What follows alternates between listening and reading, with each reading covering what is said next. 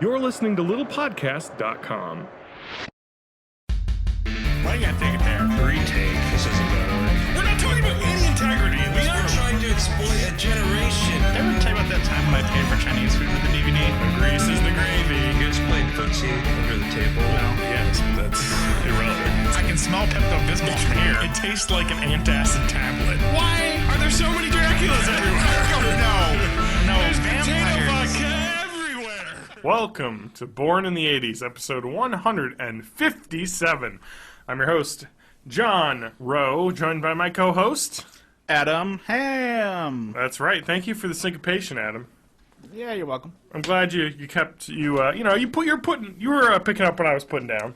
Indeed. I was putting it down. How's Yeah. your week? Oh, it's been completely. It's been a boring. week. It's not been a week for me. It's barely. It seems like yesterday that we were podcasting last. Wow, Adam, time flies when you're not doing anything with your life. It does. It really does. Do you have any hobbies, Adam? None. Not a one. Are you not working on anything to better yourself this year? I've been working on some web development stuff, but that's about Just it. in your free time or not? Yeah, pretty much my free time. Got to keep your hobbies, Adam. Yep.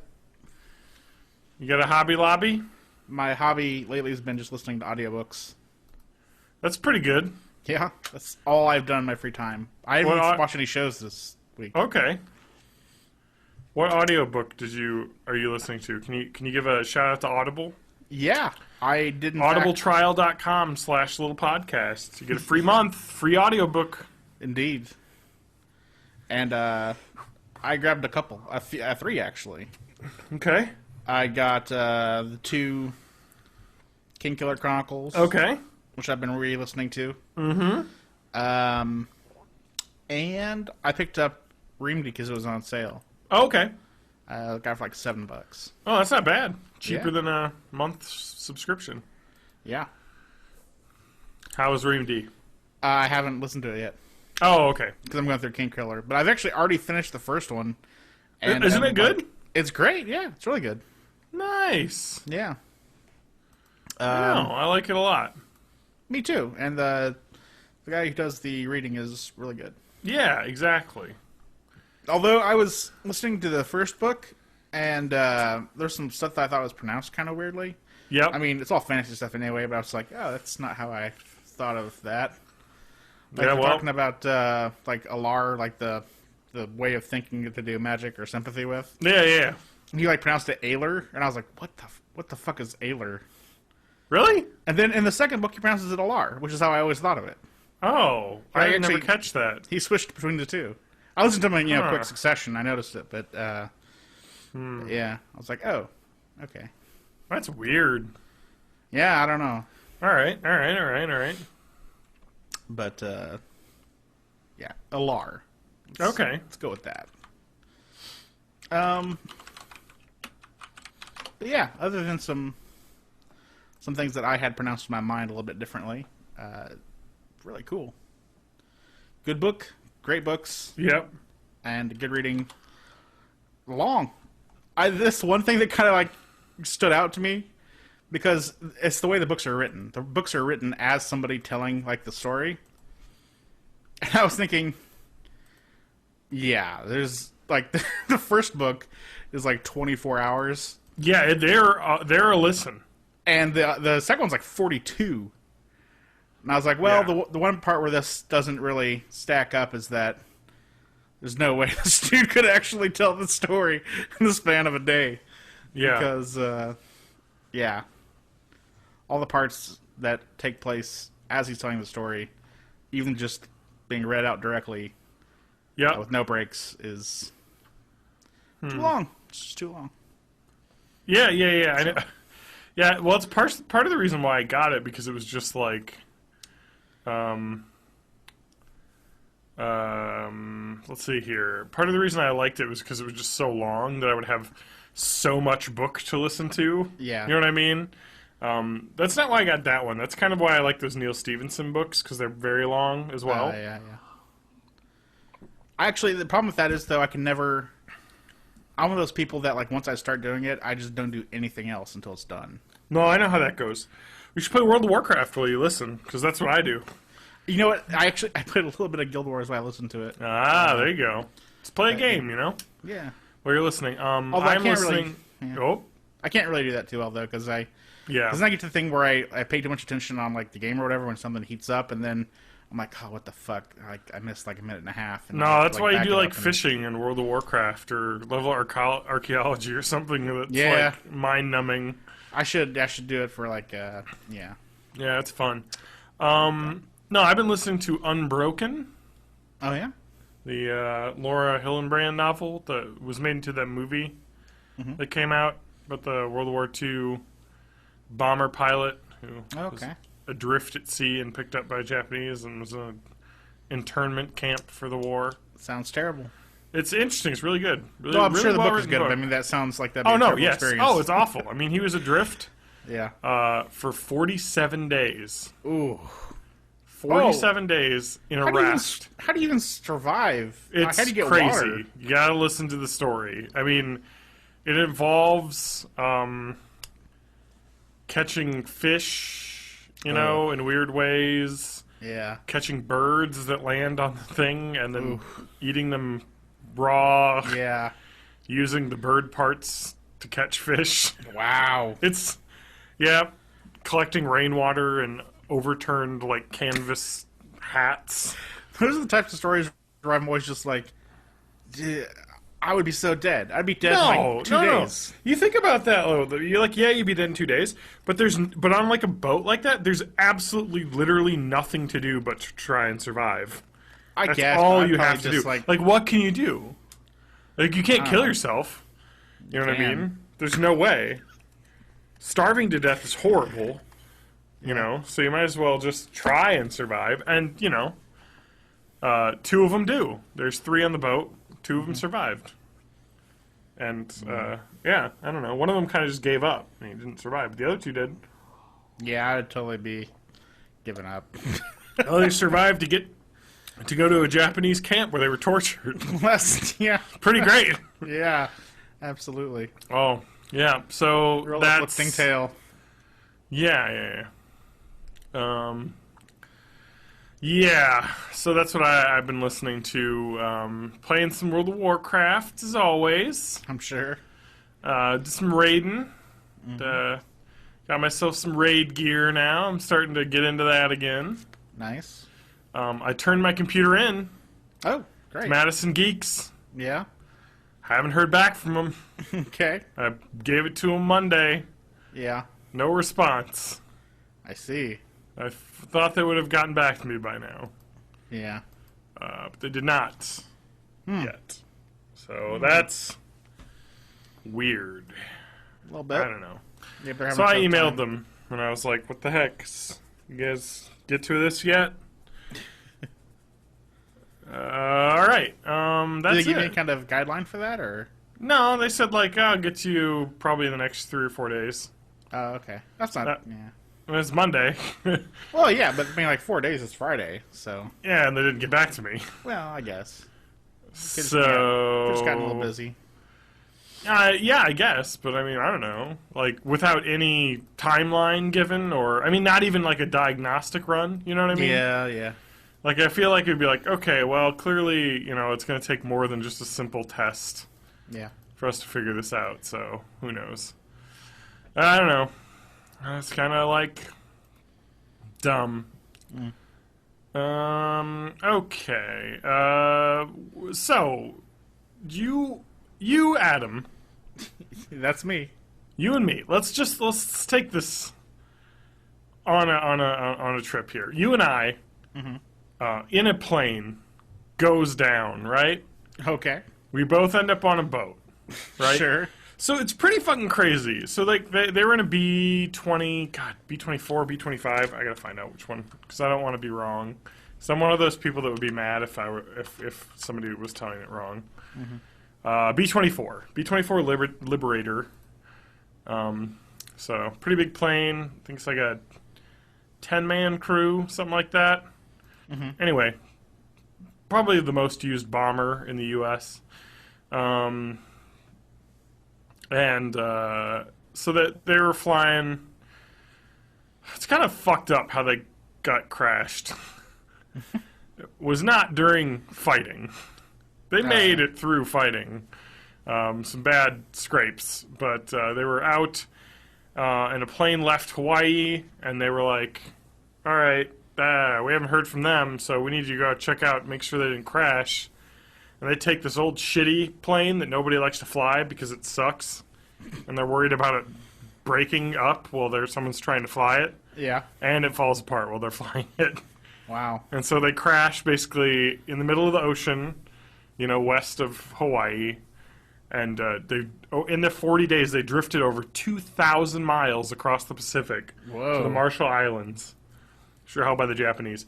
So let's say you and me, all right? Yeah. Let's say we get crash. How long do you think you could last? Just okay. And the fucked up thing about this is that, they had, the shittiest stuff possible to, survive. They were supposed to have, a canopy on their lifeboats, but they were standard, but they hadn't gotten to rolling them out to their plane yet. And they had an older one that was used, so it didn't have any of the other newer stuff. So they didn't have rain catching supplies. They didn't have extra flare guns. It was just nothing. There was a fishing line, and they had sandpaper, in the boat patch repair kit, so you can scuff up the canvas a little bit, so you can glue it and it'll stick. So the sandpaper they had in there, not waterproof. So when they needed it, it just was paper. The sand had all washed off. Oh. It was really? And a life raft. Yeah. Not waterproof the sandpaper, compartment. It was ridiculous. It was just a shit show. They clearly were not. And then they talk about, after... some inspector went through and looked at what they were supposed to have. He was like, you can't send people out with this. They're going to die out there. And so they ordered it all to be changed. It just hadn't gotten out to their planes yet. So they're fucked, man. It was how they survived without a tarp over them. I mean, they just got terrible skin burns from the sun, just out in the open. Yeah. So Adam, you and me, plane's going down. Yeah. I'm not going to say it's your fault, but it's totally your fault. You're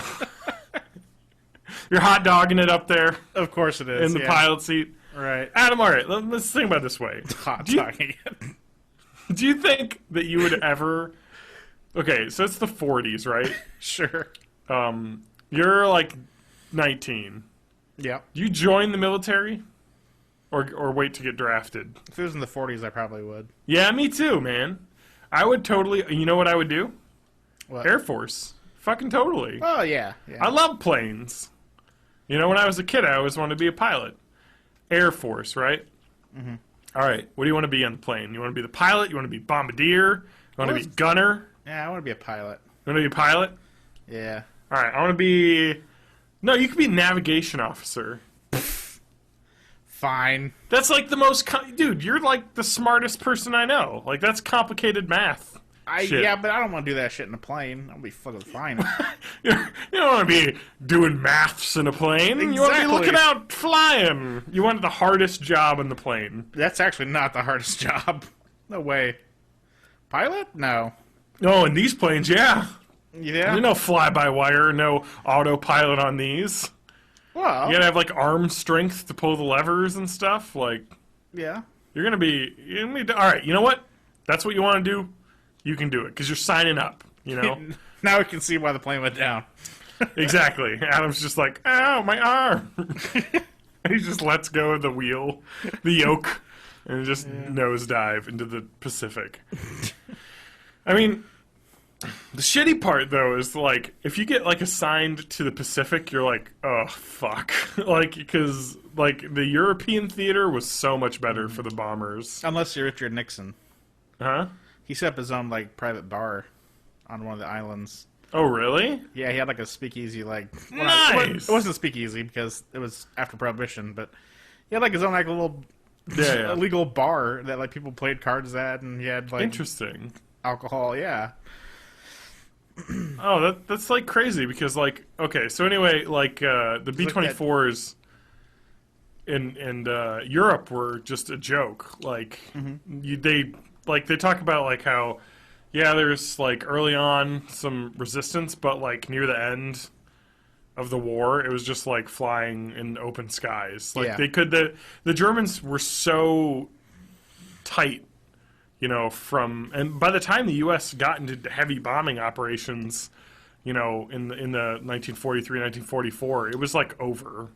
And so they talked about like they just basically bombed all of the oil refineries and, flew up from Italy after they had seized Italy and just bombed all of the oil refineries. And it was just like, they don't even have oil, like, gas put in planes to like come up after us. So we're literally just they don't even have like ammunition for flak.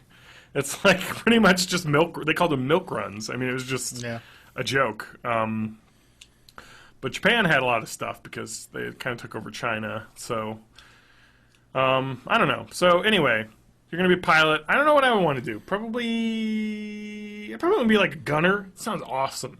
Yeah. Like a fucking like tail gunner. Yeah. No, I want to be the front gunner. The front turret. I don't know if there's a front. I don't think there usually is, but there's like that little tail bubble thing that you can like hop into. The tail bubble? Yeah, the front bubble is usually where the bombardier sits. So they can get the best view.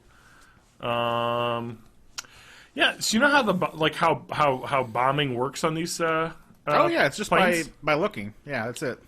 Well, no, it's not even that though. So in World War II they had a bomb site that was like super special, and what they do is it would hit a switch and the plane would be piloted by the bombardier. Really? Using the bomb site, yeah. So they would have the sight that was kind of like aimed downwards through the nose, and they would basically pilot the plane using the bomb sight. And then they would, line it up, make their, not calculations, but based on all the training, like, okay, this notch on the horizon, hit here, it's going to land where this dot is on my map on the site. So, just kind of doing it by feel and look. And, you hit the button, bombs away, you say bombs away, then the pilot switches back to their control and, pulls up and gets out of there. So, yeah, it's kind of crazy how sophisticated slightly that it was. But, you learn about that and you're just like, how the fuck do these people do anything? Because there's no fucking radar at this point. There's barely, there's a little radar. There's on ground, but not on planes. Yeah, but not up when you're flying. No, definitely. Because they don't have AWACS at that point, so there's no airborne radar. And they're just kind of flying by look and feel. And they talk about like, and some nights, when the planes would get completely destroyed or they get stray off course, because you basically have to, your navigation officer would like just know how to like plot a course, with headings and stuff. So you would never, but if you got off course somehow, or the navigation officer would be hit or sick or dead or that, they would just talk about how they would have to just follow stars, and like that's just insane to think about. Yeah, you know what I mean. And in the 40s, there wasn't even enough technology to know how to get home sometimes, and a lot of planes would just be lost, after bombing. There's a really cool movie about that. I'm not sure if it's based on a true story or not. I can't remember what the name of the movie is. Is it Memphis Belle? Yes, it's Memphis Belle. You're right. Come on, man. I know all my bombing movies. I guess. That's a great movie, though. It is. It's really interesting. Memphis Belle is B-17s, I think. Yeah, maybe. I'm going to look it up. I think that was based on a true story as well. It was 1990. Yeah. I remember B-17 Flying Fortress, yeah. I remember watching that, and that was really cool, because they had all that stuff where they had like the down bubble gunner guy, and they had all kinds of shit go wrong. Oh, yeah, the B-17 has a front gunner on it. Yeah. Yeah, the B-17s were earlier planes. The B-24s were like later, but a lot of people hated the B-24 because they weren't as strong. Like not sturdy. They would take a lot more damage in combat. And they basically only used the B-24s. They didn't really use B-17s in the Pacific Theater because they had much shorter range, basically. Oh, yeah. Whereas the Heavier. B-24s could fly a lot farther, so they could fly from Hawaii to, like, the islands, like Marshall Islands, like 2,000 miles. Yeah. They could remain airborne for 16 hours, at a time, versus the B-17. So the B-17s were used mostly in Europe. The B-17s, like, they, at least in the movie, they show them getting shot up like a fuck ton, and they're still just, like, the flying flak. along. Yeah. Yeah, yeah, definitely. It's pretty cool how I've always kind of been fascinated by like bombers. I believe my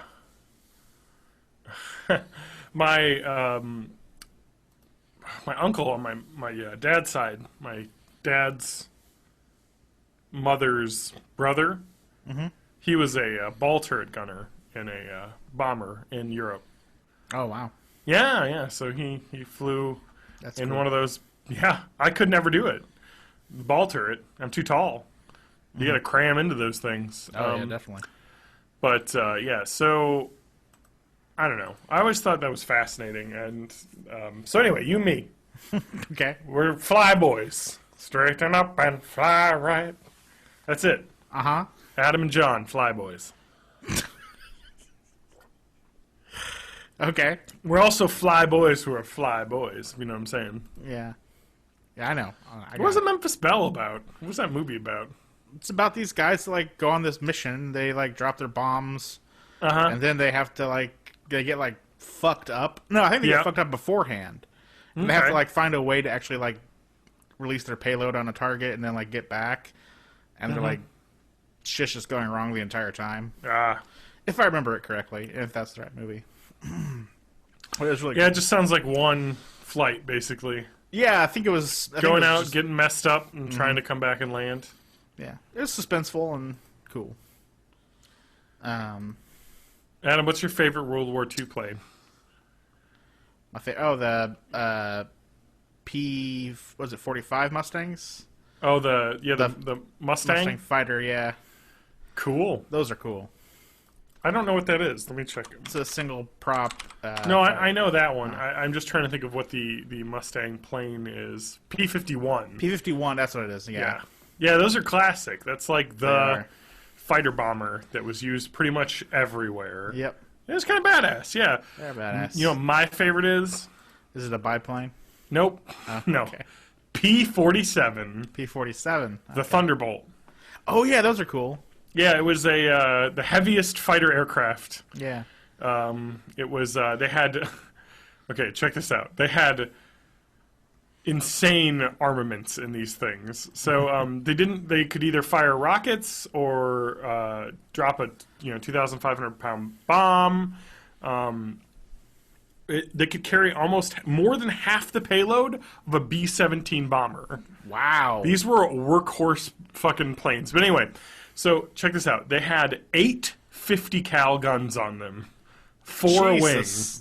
Oh, yeah, I know. They were deadly. Yeah. As just kind of like the powerhouse heavy hitter. They often were used in escort missions with the bombers, and I just always thought they were cool because they're kind of the giant biggest planes, I guess. The P-51 was the agile, nimble fighter. This was the I'm gonna fly and shoot 8 50 cals at you and destroy your plane. So they're what's pretty crazy? cool. You know what's crazy to me? Okay. You talked about how, like, kind of shitty-ish the technology was. Yeah. But what was insane to me was, I don't even... Not How World War not I. shitty it was as well. Yeah, I was gonna say, like, I don't think it was World War I, but I think it was World War II with the biplanes that had the machine gun and like right behind the propeller. And actually, the way those worked is they actually had it timed out so that it would fire between like propeller swing bys. Yep. And they had it so like it was in a safety position where it could not fire. Like when Yeah. when the propeller was like right It was in front like of it, so they wouldn't- timed. Yeah, exactly. It's Yeah. like how the. It's just nuts. Like, they could do that. They could have it so it would fire in a stream, never hitting the propeller blade. Like, Yeah. that's... I mean, I guess it's not super hard to do, maybe, but it's impressive to me. Like, the overall effect is really impressive, at least. Mm-hmm. That's something that they could do, like, back then. I mean, sure, it's all just some kind of mechanical Yeah. safety type thing, but still. Mm-hmm. Yeah, it's not. It's such a weird time where they just had like the beginnings of like electronic type stuff, but most of it was like there's no computers really that weren't as big as buildings. Yeah. And just kind of a weird time. Yeah, it's kind of crazy. So the P-47 was the older plane. They got eventually replaced by P-51 Mustangs as the war went on. Yeah. But they were kind of the first plane to be used. What were those something or other planes? Like they look like super weird. Don't they have like the double tail things, or like they were like super weird? I can't remember what they're called. Okay, the A things. I think they're A something blah blah blah whatever's. I don't remember. Okay. I have no clue what you're talking about. Okay, But I can look it up. But we'll continue. Yeah. No, so it's really crazy how these bombing runs would work, because they would basically send out with like P-47s or P-38s. And the P-38 is the dual tail plane, also pretty cool. The Lightning, as it was known. That's what I was thinking of. Yeah.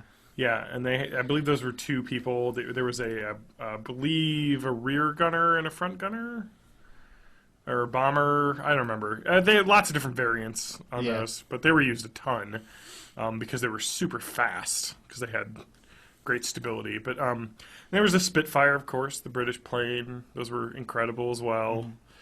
That was a pretty awesome time for air combat. Yeah. In the World War II. Because pretty much all sides were like on the same like level. You know what I mean? Mm-hmm. Pretty much everyone kind of was. Now where it's like the Air Force is like, oh yeah, the U.S. has a plane that can shoot down planes before they even can see it on the radar. Yeah. So we win every plane fight that could ever happen. Yeah. Yeah. I'm sorry, what were you saying? I cut you off. I learned from Indiana Jones that if you're a rear gunner, not to shoot your tail. Don't do that. No. It's a bad idea. It's a bad deal. I'm just going to say that right now. Bad idea. No, like, yeah, F-22s are awesome.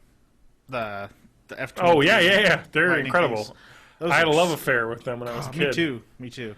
I had the F-22 flight simulator game. Yeah, me too. Had a flight stick. Yeah. I used to play it on. Super that was cool. a fun game. But I guess, like, the stuff with the F-35 is terrible. Like, everything, I guess, is terrible with that plane. It's been kind of in production hell because they were trying to do everything with it. Yeah. And like, apparently, overall, they tried to do the best of, like, everything, and putting it all together made it really shitty. Yeah, they spent, like, billions and billions and billions of dollars developing. Yeah. And also, it's less stealthy than the F-22. Yeah. It's like... I know. It's like they made it worse, but better. It's terrible. From everything I've heard, it's terrible. It's bad terrible. in dogfights.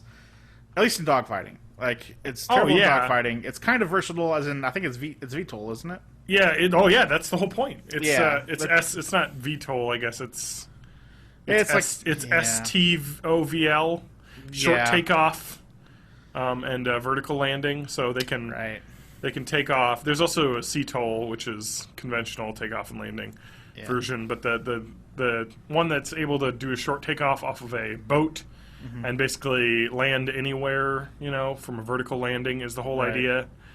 They're just having design issues. It's very... And they had the helmets that, down. like, apparently pilots freaked out about, that they couldn't actually fly it with the helmets that they were wanting so to the do. coolest fucking thing about this plane... It is cool. I will say that. Is the F-35 helmet-mounted display system... Yeah, the cameras. Which is basically a giant VR headset you wear, and you need to, so like the F-35 doesn't need to be pointing at its target to shoot its weapons. So you literally basically have this helmet, think of this as if you will, you have this helmet on, and it sees through the plane. Yeah. Because there's cameras on the outside all around. So, like, you look around, all around you, it's just sky. So you can see every angle around you, of attack.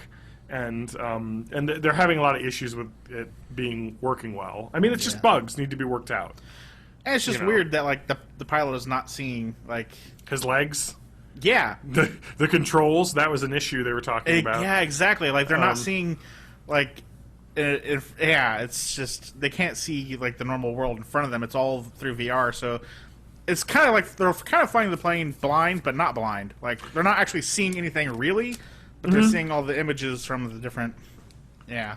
You don't want to know it's Stuff. it's even crazier than that, correct?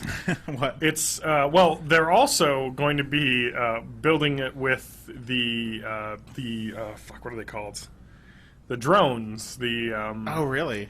yeah, what the fuck is the name of that? Global Hawk, the super long surveillance plane gliders, basically, where they can feed video from other planes into your Holy plane. shit. Why would you want to do that, though? Well, it's be like, well, no, it's easy because you can be like, okay, I'm flying over this, land. Here's the Global Hawk, which has better cameras than we have, and it is located. Okay, here's a SAM base here. Here's one here. I need to fly here to not be within range. Also, I could just shoot a missile now at the surface-to-air missile base. Well, yeah, but from then you're not seeing what you're actually like. The area you're flying around, though, that would seem. Well, like no. I'm not saying it takes over your entire view. Oh, okay. I'm saying that you could. I mean, the whole idea is that they want a completely interconnected, like, flight system. Is Yeah. like the whole idea of what they want, and they want planes talking to other planes, basically. So you're going to have like tons of planes up in the air, all giving data back to other planes, just to have the most accurate, view of the battleground, and that's going to be what's going to win it. But the thing is, and the worst part about this whole situation is that the F-35 is like, yeah, it's great. Also, drones are going to completely replace all planes. There's no way that people are going to still use fighter planes when drones are even more effective. Yeah. There's no human inside. There's no G-force limitations. There's no human life risk. There's no human error. Well, I mean, there can be human error from the pilot, but for the most part, it's just so much safer and quicker and easier and lighter because you don't have to carry someone. You don't have to have all of this life support and oxygen and air and cabin pressure built in. It's just a way to deliver bombs. Without being seen. They can make them stealthier. It's going to be over. You know what I mean? I wonder how that works for like air-to-air combat, though. Air-to-air combat? Yeah. I don't know. Because I think they wouldn't be able to hold a whole lot of like air-to-air missiles and like a machine gun and No, stuff but I mean, that. the idea is that the air-to-air combat really doesn't happen. Well, it does if you're on the defensive, I guess. Yeah. So, or you're trying to protect someplace from other Yeah. people's planes. But I mean, it's kind of crazy when you think about it because I love planes and I think they're so cool. Yeah, but when you think about it, it's just like there's going to be I honestly think that there's really not going to be any more global wars. I was thinking that the other day too, because there was something I was reading. It's about. because I was thinking about World War II. I was thinking about how Germany just waltzed into Poland, and I was like, no one does that anymore. You couldn't. You Well, can't. Saddam did it with Kuwait. And also, So and also I thought, well, yeah, Russia also kind of did that with Ukraine or part of the Ukraine. yeah. But it's just one of those things where it's like that stuff doesn't really happen anymore, or Yeah, I when know. it does, it's one of those things that everybody just pounces on them. Although the Russia kind of got away with it, I guess. Well, but they also backed off as well, but then they went back. Yeah, I was gonna say They've been waffling, basically, kind of walking the line there. yeah. And it doesn't really help the Ukraine's cause when a majority of people vote that they want to go back to Russia Yeah. in that area that they're coming into. So it's like, well, they Right. kind of want to be there, most of the people, but not everyone. It's just So one of those things where I was thinking, I'm like, wow, more than that now, 70 some years ago, people really could just that shit happened. People Yeah. just was like, oh, I'm just gonna take over this place. And there just isn't weird. the killing that people want. And Yeah. I'll tell you why. It's because the world economy now is so interdependent. Right. Where it's China's well, we kind of want these islands in Japan, but we don't really want to piss off the U.S. Yeah. because they buy all of our stuff. Mm-hmm. So let's work it out. I Basically, economics saved war. Yeah. Because the world is so interconnected, it's just the only fighting there's going to be is terrorist groups. Yeah. That's it. Well, the other thing, the last thing I thought was there's only one real area that kind of shit still happens, and it's Africa. And you're totally right. It's because mostly economic reasons. Yep. But that shit still does happen in Africa. Like, there are countries on the map that have changed in Africa. Oh, no, I know. in the last- And that's, like, it, though. Like, the only war Yeah. that's going to happen now is, like, civil war. Just Yeah. wars within countries, basically. Because no other country is going to just attack. And it's kind of, like, over. Yeah. There's no point. All of the Earth has been conquered, basically. Yeah. So there's no new territory to fight over. Right. It's already all owned by everyone. There's no more And- Louisiana purchases or anything Exactly. like that. Oh, man, what a purchase. Yeah, it was. It was a good deal. Good old William Henry Harrison. I don't know if he had to do with that. I think he did. Yeah. Good old Seward buying Alaska, Hawaii. Oh, He's yeah, about yeah. Hawaii. About Alaska. He got some islands named after him. Yeah. I feel like... Did he have some... Was that Jefferson? Who? I thought it was Jefferson who did the Louisiana Purchase. Tippecanoe. And Tyler, too.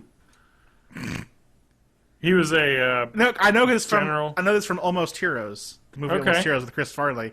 It was President Jefferson. I'm pretty sure... We come in peace on behalf of President Jefferson. It was what it was. It was 1802. I know that much. 1802. We're on a third president, Jefferson. Okay. Let's Am see I right? let's see how right you are. You are wrong. Where am I? 1803 Is it? to 1804. You're pretty close. Oh, sorry, it's a year off. um, You're talking about Lewis and Clark. You're talking about the Lewis and Clark expedition, but I think it was actually purchased in 1802. no. Are you sure? Negotiation. 1803 is when it was. Damn. So The close. movie was off by a year, I guess. No, well, it is Jefferson, though, isn't it? Oh, it is Jefferson, yes. The movie didn't say 1802, but I thought it was 1802, just from Sorry. memory. But No, you're correct. Jefferson. What a fucking purchase. yeah, It was a large majority of the U.S. it's the was given western over. half, more than the It was western half. of the basically US. Iowa, Minnesota, South Dakota, North Dakota, Montana, Wyoming, Nebraska, Kansas, Oklahoma, Arkansas, and Louisiana. It was pretty much most Yeah, of the... but It was all Louisiana the way up was- to the Rocky Mountains, basically. And not Texas, because Spain owned Texas. Well, kind of. Well, they did. I was just Texas is so interesting because people just fucking like we just rolled in there and just like that's ours now. I know. Not even like us. It was just like people in that area. Not even like the U.S. Just Yeah. fucking people around that area. Like, no, we're just Yep. gonna take Texas. We're just gonna take it. Yeah. And they just like built an army and just rolled into Texas and took it over. It's fucking nuts. Yeah, it's kind of crazy how the U.S. just basically Yeah. bought all of the country. This is one of the things that now that I'm older. That's how any conflicts are going to happen in the future. By the way, it's going to be a country buying another country's land. Probably. You know what I mean? Like, no way. Like anyway, a hostile Adam and I, takeover. we're Flyboys. Country. Back to where we were. No, I'm kidding. I do want to go on the side that No, like keep going. now that I'm older, I Yeah. appreciate history a ton more. Oh, I know. Like I always like social studies was the thing I hated in high school, Yeah. but Really? now- yeah. I loved it. no, it's one of my I favorites. didn't like it. But now I do just because so much crazy badass shit happened in history, but they never like teach you that stuff. Yeah. Like they teach you the same basic boring shit. But like if people had told me like, dude, these guys gathered an army out Mm-hmm. of nowhere, took over fucking Texas, lost it, took it back, like all this crazy ass shit. yeah. Like Davy Crockett was an awesome motherfucker. So was Jim Bowie. Yeah. And they that's stuff that just doesn't get covered in no, like, I know. social studies. But they No, taught yeah, all shit the like really that. cool shit. Yeah. They're just like Okay. telling you about the cotton gin. You're like, I don't give a shit know. about the cotton gin. The one thing every high school student in America knows is that Eli Whitney developed the cotton gin. Invented it. Okay. And standardization. Sounds good. Yeah, that was my aside. Yep. Sounds exciting. So, we're in a plane. Yeah, we're in a plane. Okay. You and me, pals. We're Flyboys. We go to Hawaii. We pal it up, tool around on a Jeep. Right. You know, speak to all the sexy dames. Sure. Make pals, pal around, go to the old, Appreciate VW. the games. the VFW hall. You know, do a little. We're not veterans, are we? No, but the veterans let us hang out. Okay. They're like, you're gonna be us soon. Come on down and have a nickel beer. Isn't that like every old person? You're just like, You're gonna be me soon. you're gonna be a veteran soon. And then the Civil War veterans are like, fighting over the chair. They're like, go south, go north. That's how I imagine it. Yeah. Okay. Oh my god! And they're just like, fuck you, Louisiana Purchase, Mason-Dixon. It's a big battle. There's a lot of history there. Yeah. So, we go to the VFW hall. You and me, we're hanging out, having some cheap beers. I don't know what it would be around then. Miller, Coors, the original Coors, Budweiser, the original. All the Schlitz probably. Oh, definitely. All those super old beers. PBR, that was around. Yeah. Pabst Blue Ribbon. But anyway, so we're having them. We're like, straighten up and fly rights playing on the radio. Hey, John, this is World War II. I'm not drinking any German beers. Oh, that's right. Wait, what? Some What of those gotta American be German. beers are there? Hams? Yeah. I'm gonna look this up. What were popular beers in the 1940s? I bet Hams was probably German. I don't know. Oh! I think Ham comes from German. It's a German name, I think. Popular beers in the 1940s. Let's see what there was. I love the internet that you can just fucking. I know. type It's that like in let's get and- some Schlitz, big Schlitz. Okay. Budweiser. Yeah. Pabst Blue Ribbon, as I said. Man, I remember all of this. What's wrong with me? Yeah, it's dude, there it is. Budweiser, PBR, and Schlitz. Those are the big brands. Okay. So, we're throwing back some Bush Schlitzes. around then? What? Anheuser-Busch? Are they around? That was Not popular. Budweiser. That's Anheuser-Busch. Oh, is it? Yeah. Hell yeah. Oh, Well, okay. InBev now, or whatever fucking company owns them. Were they then, though? I don't know. Does it matter what company owned the beer we were drinking in the 40s? So Bush and Bud are the same. Yeah. Okay. Yeah, definitely. Well, it's like Keystone and Coors. I don't know this shit, so. Oh, okay. So, like, Coors is like, the Coors Yeah, no, Light, Silver Bullet. right? Yeah. Yep. And then Keystone, like, Light and Keystone Ice are the same company beers, but Really? shittier versions, basically. Okay. Whereas Busch is like the shitty version of Budweiser, or Bud Light. And then the shitty version of, like, Miller Lite is like Miller High Life. I do know that. So, and then there's PBR, which is another shitty beer. There's Milwaukee's Best. There's MGD. There's all the, the shitty beers. MGD. Anyway. Miller Genuine Draft. Yeah. I actually like MGD a lot. Does that make me like a bad person? No. Does that make me into a hick? No. What is up with Miller Genuine Draft? What's the difference? I don't know, dude. What is that? How is that different than different beer? This is the conversation we're having while we're in the bar. I'm not a. I'm like, how is Miller Genuine Draft different than just regular Miller beer? Yeah. Is it like the non-light version? Oh, maybe it's the non-light version of the beer. I sit in the bar nonplussed. I have no idea. You're just like, what's up? Yes. All right, so I'm like, okay, hey, check out the gams. Yeah. There's just some lady.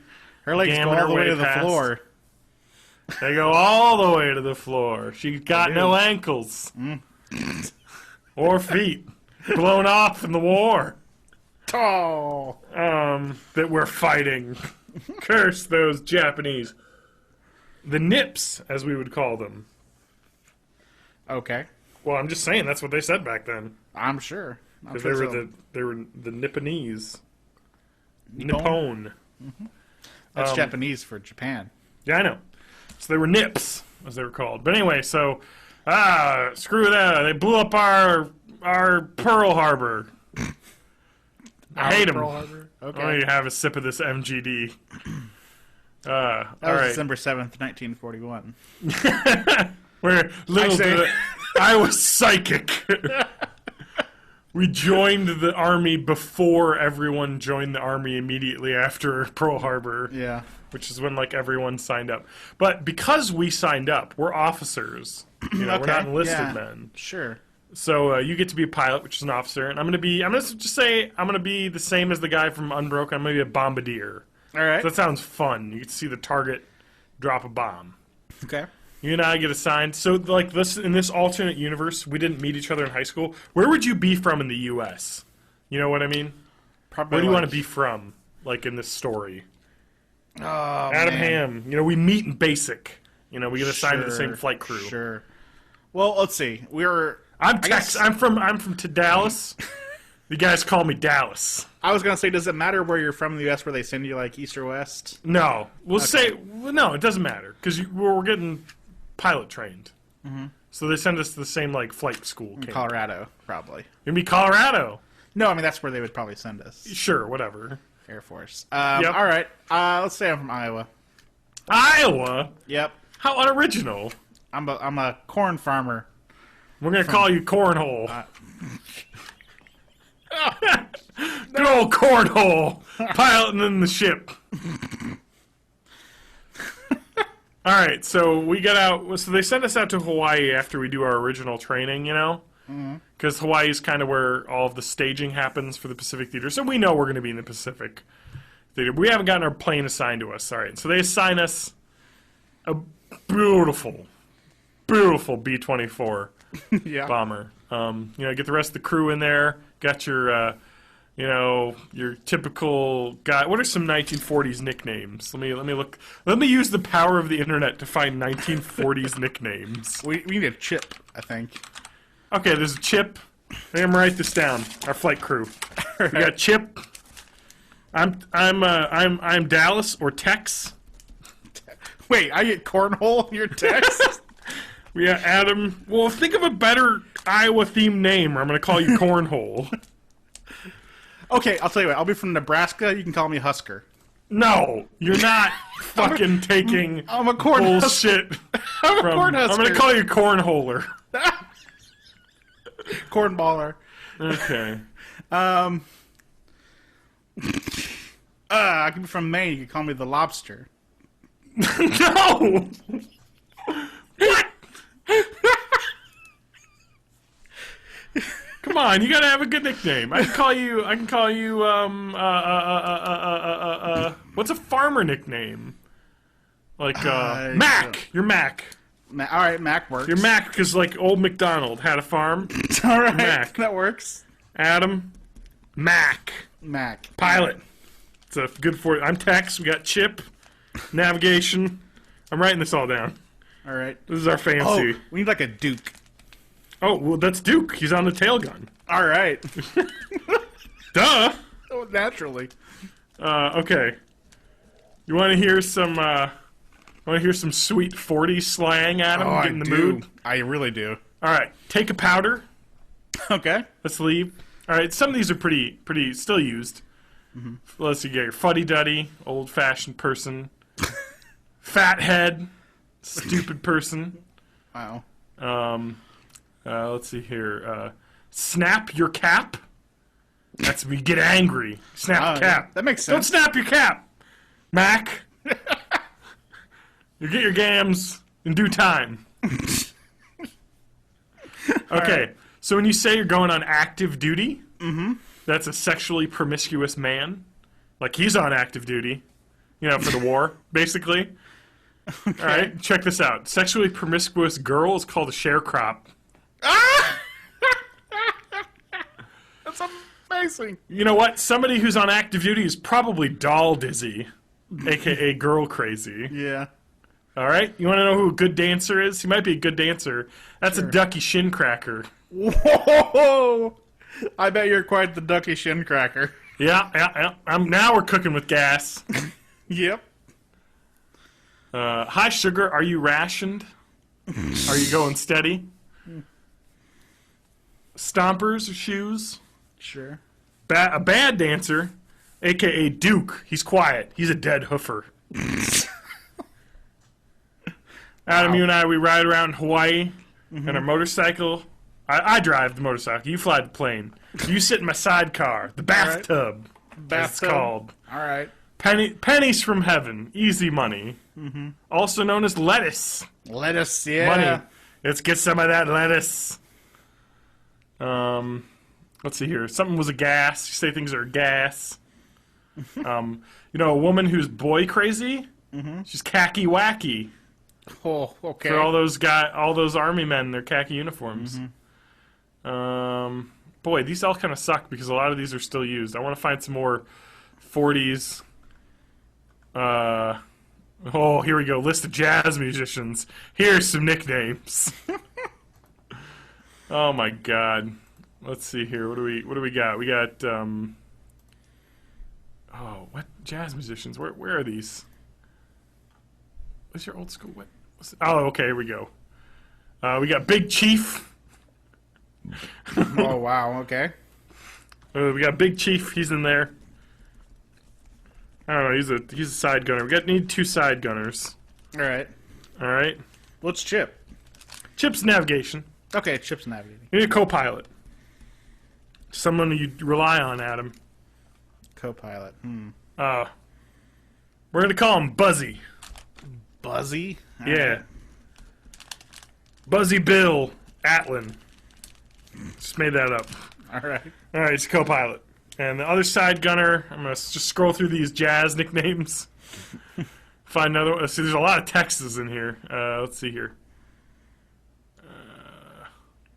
Let's see here. I don't know. Tiger, Tiny. Oh, God. Let me find some fun ones. Oh, we got Skip! Skip, yeah. Chip and Skip. Skip Martin. All right, that's the plane. All right. John, I'm flush with lettuce. 1, 2, Let's get on 3, active 4, duty. 5, We'll have 6, be the 7. gas. Yeah. Let's have a real gas. It'll Let's be have a some gas. No. What?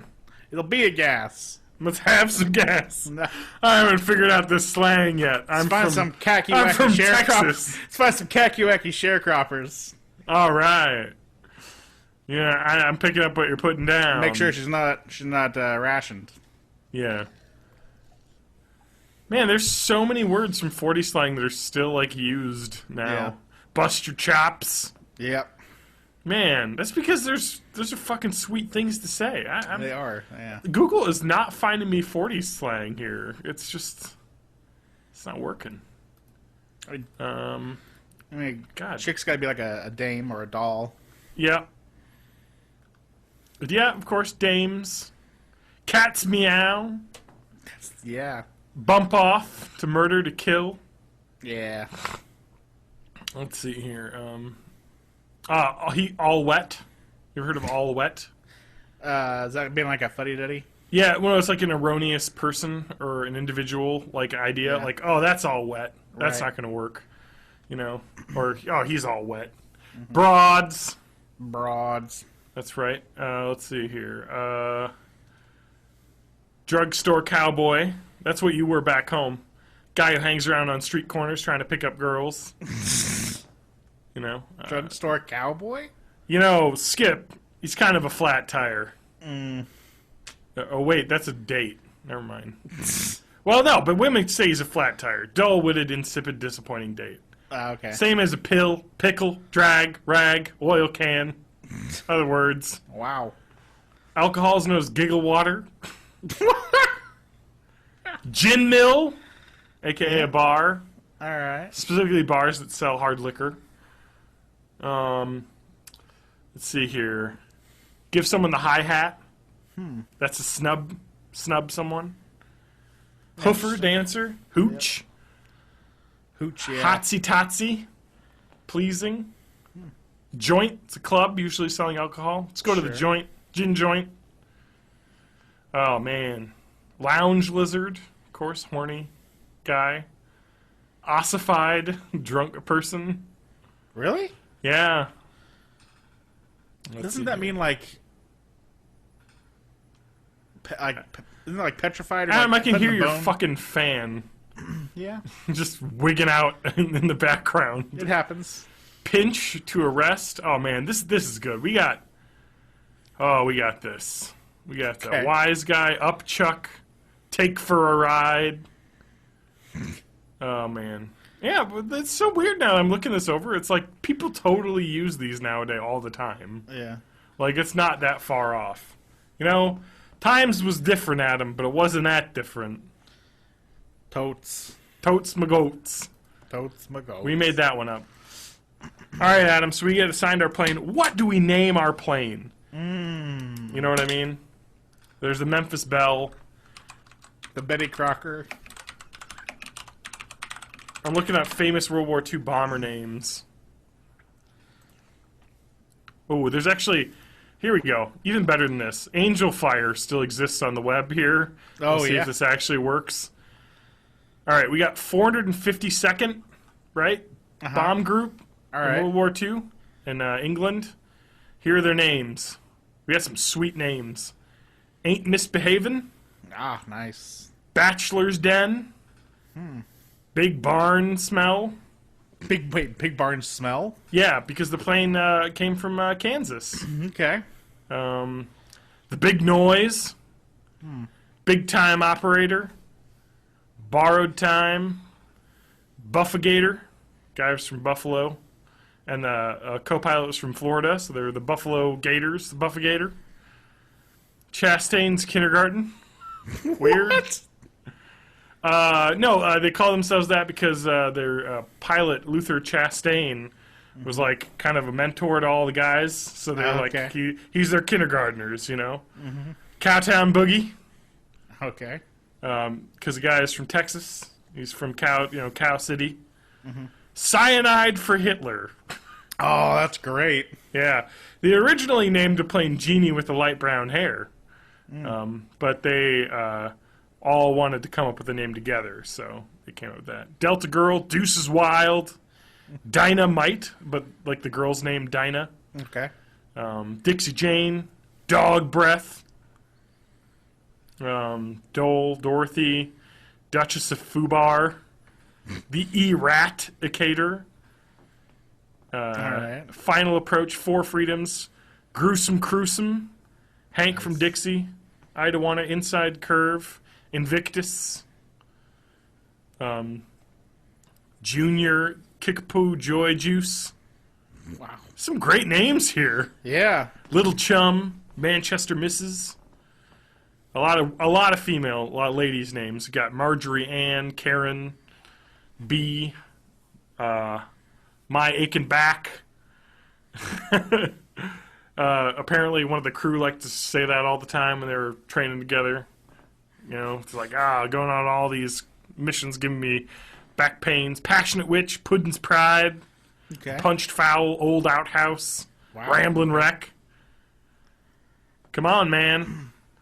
Short Snorter, Silver Shed House, Sunrise Serenade, Smoky Liz. Okay. All right. You got some good names here. I got a few ideas. Okay. Three Cads and a Lad. Nice. That's all Jack. Okay. So we can name it after we could call it the Betty Crocker, Okay, that's dumb. I don't like it. One-Eyed Jack, One-Eyed Jack is good. Aunt Jemima's Flapjacks, That's racist. Brick Shithouse. Brick Shithouse is awesome. You like it? Oh, man. It's built like a brick shithouse. It is. All right? Yeah. Oh, no. Do you have any more? Well, the other one was like mixed between two of them, where we call it One-Eyed Flapjacks. Okay. But no, nah. One-Eyed Flapjacks, eh? Okay. You like brick shithouse? I like Brick Shithouse. All right, I got a few. All right. Okay. So I'm from Texas. yeah. Hold 'em high. Oh, Texas yeah. Hold'em, but we're right. flying high, so hold 'em high. We got, because we're up there. I think that's pretty good. Let's see. Well, here. hang 'em I don't know high. if Brick Shit House would go past. What about Hang 'em High? Oh, that's it. Fucking yeah. We're hanging them from up high because we're dropping bombs on them. Yeah. Everyone agrees. Hang 'em high. Name of our plane. Cool. All right. So, Adam, Yep. You want to find out what would happen to us? I do. I'm Let's see intrigued. here. Do you have some kind of simulator where you can type in all these variables and we can... Yeah, all the Find names and everything. yeah, exactly. Find out exactly what happens to us. I'm trying to think of here what the B-24 survival rate was. See what kind of percentage chance we would have, and then do some random number generating, see what we could do. Okay. Because I feel like it's pretty bad. Yeah, probably. What the survival rate was, if I remember. And the worst part wasn't like people dying in missions. You know, it was planes crashing outside of missions. You know what I mean? Like getting in accidents. Like the book on Unbroken was written about a plane that just went down looking for another plane. You know what I mean? Crashed into the water. Or planes would just crash into mountains because there wasn't great radar. There wasn't great visibility, back then. But we're gonna say we get through all that. Okay. Let's see here. Like hot stuff. B-24 that crashed into a mountain. Let's see here. God. Let's see here. See what the pilot survival rate in World War II was. Let's see here. Fuck. There's a bunch of forums where people are talking about this. God damn, I gotta find this. This is interesting to think about. It's like, how was it good or bad? Oh, this is England. This is the RAF. I don't want that. No luck. I don't know. It would take a lot of research. I wish it was quick, but I'm just gonna. Yeah. I don't know. Anyway, I can't remember the exact number I heard, but it's something like 40 to 50% Oof. would not ever return. Goodbye, It was just Duke tough, and man. Skip. Keep going up. Just say goodbye to Skip. Yep. He just dies. Yep. He gets exploded. So anyway, let's say we're on a bombing raid. Yep. Okay. Things go well. We hit our targets. Dark out. We get our target, but we get shot up to hell by the flak. All right. Our hydraulics go out. You're barely able to hold the plane up. You're wrenching on that yoke just to keep it from pulling back because the hydraulics have kind of stuck the Sure. So and you're not able to handle it. We're losing fuel way too fast. Fuel Okay. tanks shot up both sides. We're gonna have to ditch, but it's better because we're planning this ditch out. You know what I Okay. mean? The planes are built. Not the B-24s as well as some of the other ones, but they're built to be able to take a water landing pretty well if you know you're going to do it. So we plan it out. As soon as we hit the water, I'm back there with Duke, Big Chief, Buzzy, Skip, and hang him high, Chip. Chip was shot up. He's dead. Okay. Navigator died. Also a reason why we had to ditch. We don't know where we are. Pull the old... levers to activate the rafts that'll just automatically deploy from the roof of the plane. Goes down. Buzzy's caught up in his gun. Goes down with the plane. Skip, Big Chief, Duke, me, and you. All right. Just 4 of us survive. 2 boats. We're out in the water. Cool. Adam, Yep. you're the pilot. You're seen as the leader of the group. Sure. We've all looked up to you. You've had the most time in the plane. What do you say? What's going on? We're out in the middle. It's dark. Yep. Out in the middle of the Pacific. Can't No tell land if in there's any. sight? What? No land in sight. No. I mean, we made it about halfway back. Okay. We all know the current All right. in the Pacific is heading east-ish, east and south. But basically, we're going to be heading back to where we just bombed if we're Okay. going to stay adrift. Sure. But hopefully they know because we're on the flight route, right? Yeah. Yeah, we didn't stray too far, but our navigator died, so we don't really know, how far off course we got. Sure. But when we don't come back in the morning, they'll know, and they'll send someone out to look for us. So Okay. we'll probably be okay. First thing we gotta know is what we have. What do we got to work with? All right. So, got our survival pack here, and each one of these contains 4 cans of water each. Okay. So we each got 2 pint cans of water. All right. Not very much water. There are no rain collecting devices or anything, All right. because those have not been standard installed or anything. Sure. We got a chocolate bar, Hershey chocolate bar each. But this is so this is cool because I read about this. It's actually like special chocolate. It's Doesn't melt, super highly caloric. Doesn't melt, super slow melt. Tastes like shit apparently, but it's like super nourishing, I guess. Yeah. We're supposed to take 2 little nibs a day. One in the Okay. morning, one in the night. And you're supposed to just we were told, just let it sit in your tongue, let it dissolve over 30 minutes. Okay. Keep satiated. Drink just a few sips of water. Hopefully we'll get picked up. Okay. All right. I'm telling you the situation here. All right. Duke's shot up real bad. Okay. He's bleeding. Yep. We're able to stop it with some of the first aid kit. But the first aid kit on the boat is lacking. There's not much in there. They didn't All really right. standardize very much. I mean, it's crazy. It basically, if you got shot down and made it into your boat and weren't found within a day or two, you're pretty much dead. Okay. Because they didn't have anything for long-term survival in those boats early on. It's pretty fucked up. So we make it. Everybody dies but you and me. Starvation. You and I got giant bushy beards. Sure. Being out. We're kind of sun crazy. Yep. But we're picked up. Yeah. We look up, fishermen. Adam, Yeah. they look like nips. Oh no. Those are, and they start yelling, at us in Japanese. And we don't know what's going on, but they're fishermen, so they're civilians. They let us onto the boat. They give us water, throw some blankets on us because we're all burnt up.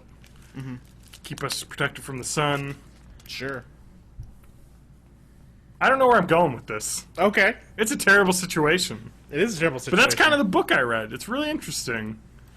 All about survival and just kind Yeah. of an incredible story. I mean, this guy Louis Zamparelli was a Olympic runner. He was in the 1936 Olympics. He talked to Hitler Whoa. at the Olympics. He met him. Wow. Yeah, and then he ended up in the war. He was a long distance runner. He actually was. He broke the California state record for mile. I think he was almost one of the first people to do the 4-minute mile. So he was kind of a miler, if you will. Runner. Sure. But went to the war, got shot down, went through camp, but survived. And that was the story. So really interesting. You and me, Totally. Tex, and Mac. Yep. Old MacDonald had a farm. What are you going to do when you get back, Mac? I'm gonna find me a dame. A dame? Yeah. Settle down, white picket fence? Yeah, you bet. Sounds great. On the old farm. Nah, Mom and Pop's farm, you told me all about it. Yep. You've been on this boat for 30 days, Yep. eating fish guts, sharks. They talk about that in the book, the sharks just bothering them all the time, basically just Yeah. following the boat, and they would rub up against the bottom so they could feel the fins through the canvas rubbing up on their backs while they laid on the boat. Ugh. Just constant reminder of the sharks. The sharks started getting really, I guess, antsy and vicious and would just jump into the boat Wow. and bite at them. Yeah, it was terrifying. fucking crazy. But they were able to catch the pilot fish Oh yeah. that would go alongside, suctioned onto the sharks, and they would just snatch them and eat them. So Wow. pretty cool, actually, how that kind of works. I Yeah. don't know. Hope I'm never in a similar situation. Yeah. Yeah. I hope. Yeah. I know some survival. You know. Yeah. I feel like I do a better job. At Surviving in the city. hot town, summer in the city. No, I do a better job surviving on like an island. You know what I mean? Oh yeah, Lost style. Yeah. I have more time to. Yeah, I wouldn't. I feel like in any situation like that, I'd be dead. Yeah. I was actually joking with some coworkers before. I can't remember how it came up. But I was like, yeah, they put me a mile outside of the city and I'm dead. Like, I can't even survive. no, there's no way. I couldn't survive in like the country. So. Yeah. Yeah. I know how that goes. It's just kind of like bad situation. I don't know. It's a really interesting book, though. Just kind of surviving against all hope. Yeah, sounds You cool. know what I mean? Yeah. Okay, Adam. Moving on. Moving on. .org. MoveOn.org. Adam, I got an exam for you to take. Okay. Adam, I want you to answer these questions All right. truthfully, and we'll find out something about you. Okay. Success is based on survival of the fittest. I'm not concerned about the losers. 1 to 5, do you agree or disagree with that statement? What does agree? 5 agree or 5 is agree. 2? 2, okay. I find myself in the same kinds of trouble time after time. 3. 3, neutral. Yeah. For me, what's right is whatever I can get away with. 2. Oh, come on! No, I'm sorry. VPNing. What? Adam, I'm just saying. You're trying to pull I fast all said the time. 2. I said 2. 2 is you partially disagree. I'm sorry. I consider online piracy to be A necessary evil. a 2 ranking on that. Yeah. Okay. I am often bored. 5 times agree on that one. I'm answering that one for you. No, I'm not Oh, bored. come on! Based on that, you just said. I said I didn't do anything. I didn't say I was bored. I was listening to the storybook the whole time. So you're not often bored. I'm not often bored. What are you going to say? I'd probably say that one's maybe a 2. I'm giving you a 3 because I know you. You constantly tell me, like, oh, I don't got anything to watch. I don't got anything to do. I lament things that I can't do as much as I want, like D&D All and right. stuff, but I usually have something to do. In today's world, I feel justified in doing anything I can get away with to succeed. No, like a 2. Yeah? Yeah. You're like, most of the time, You give me a psychopath test, aren't you? no, Yeah, you are. I am not. I know you are. How do you know this? Because I know what psychopath tests are like. Okay. These are similar questions. These are similar questions. They're trying to detect a variance in like the answers. Or I find I am able to pursue one goal for a long time. I would put that at like a 4. Okay. That's like a 1 for me. Yeah. Main purpose in life is getting as many goodies as I can. As many goodies. Yeah. That could be construed as like 3. I don't know. Kind of neutral on that. I want stuff, but I'm also like not dying for stuff. I don't plan anything very far in advance. 5 stars. That's a 4. Oh, what? I don't like doing 1s or 5s very often. I'm not. Oh, I see how it is. I'm not very extreme, really. You're not very opinionated. I'm not super. Yeah. You're just one of those that said you were following orders. I get it, Adam. I wouldn't say that. Making a lot of money is my most important goal. Most important? 3. That's All probably right. 3. It's important. It's I important. quickly lose interest in tasks I start. It's like a 2. All right. I let others worry about higher values. My main concern is with the bottom line. 2. Okay? Most of my problems are due to the fact that people just don't understand me. I wouldn't say that's true. Most of my that's probably a 1 actually. All right. I don't think most of my problems are due to people not understanding me. People who are stupid enough to get ripped off usually deserve it. I'll put that one at a... wow, that is so vague. I'm going to put that as a 4 for I'm going to put it you. as a 3. I'm putting it as a 3. Come on. You watch, like, Penn and Teller's bullshit, and they're like, look at them saps. Look at them people going to their churches. Yeah, but that's different, I think.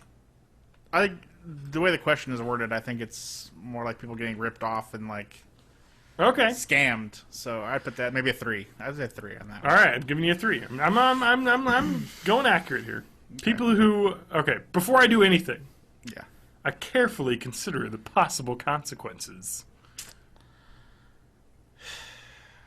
2. Yeah. Yeah. Sometimes you jump the gun. I do. Yeah, me too. I would just say I wouldn't say that as much. It's like I often think about the consequences, but I really focus more on the short term. Yep. I'm not I know one for that the long game. Yeah. Looking out for myself is a top priority.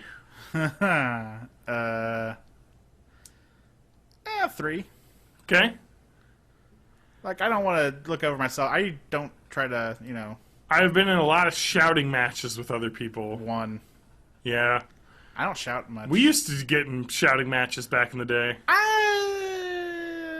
don't know if we argued. I don't know if we shouted. Yeah, there's never shouting, though. Yeah, Just I wouldn't arguing. say shouting. I would say arguing. I would say Adam would be Debating. arguing about how much, like, religion was God, was all important and encompassing. I and was a terrible how person. Pro-life was the best thing. Oh and man, you were I know. a good little Christian. Do you have to? Oh, I hate. I'm just saying, I hate my haven't old changed self. my stances on Jack. No, you're right. I think pretty it says a lot about my character, though. I think it does. I think it's really good that you were able to change your things. I honestly, but my stances were never very hard in any direction. They weren't. So Yeah. so I maybe have softened. I may have moved a little bit towards the center from the left. But If anything, I'm a little bit more. I would say, until proven otherwise, I'm generally pretty stick to my guns. okay. Unless I see like direct contradicting evidence. Yep. I'm pretty Yep. stubborn. I tell other people what they want to hear, so they do what I want them to do. Oh, that sounds so bad, but I kind of do it sometimes. Yeah, no, that's I slight would actually manipulation. put that at maybe a 4. Actually, as terrible as that is. Well, when I get frustrated, I often let off steam by blowing my top. I'm gonna give that a 1. Yeah, it's a 1. But on the last one, I just got to say, that's also another. To me, that's a question of like civilization too. Like, Yeah, that's kind you of the can't way. just go through like saying everything you think. Or else. Well, it's just like what I told. I remember I was in a class in college, Yeah.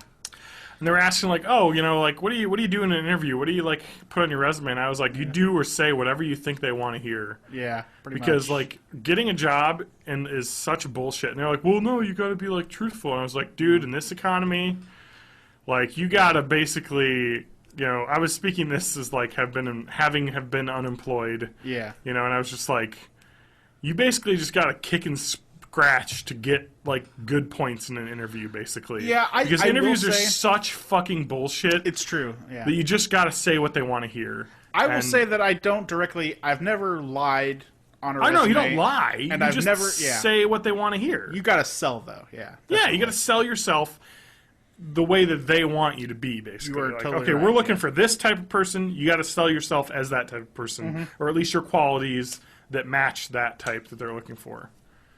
Yep. Okay, I would be upset if my success came at someone else's expense.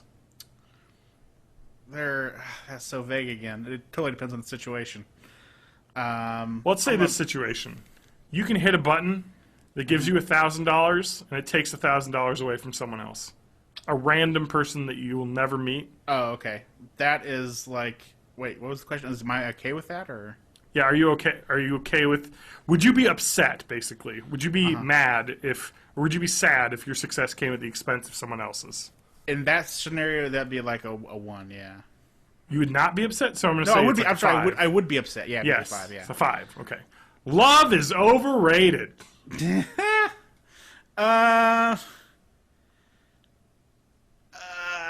2, maybe. It is a Yeah. little bit, I think, but Not really. You still really. believe in love? I believe in love. I don't believe Even though Sugar Bear and Honey Mama, Mama June broke up, you still believe that love exists? I think that love exists, but I think that it takes more than that, too. Okay, fair And enough. that's not necessarily the most important thing. I often admire a really clever scam. Admire, yes, that's a 4. Yeah, I'd agree. I admire it. I don't necessarily agree with it, but I do admire it. I make a point of trying not to hurt others in pursuit of my goals. 4. Yeah. I enjoy manipulating other people's feelings. 2. Yeah, I'm going to give you 2 on that one. Sometimes it's fun, a little bit, but... I admit I enjoy sometimes getting a rise out of people. Yep. Sometimes saying Oh, something, my God, yeah. Playing Me too. devil's advocate, stuff like that. Yeah, I love that. Yeah. But not like in a general way. I feel bad if my words or actions cause someone else to feel emotional pain. 5. Yeah, that me one. too. That's obvious. I really dislike that. Even if I were trying very hard to sell something, I wouldn't lie about it. That's probably like a 5 too, actually. Yeah. I don't lie about stuff like that. Cheating is not justified because it's unfair to others.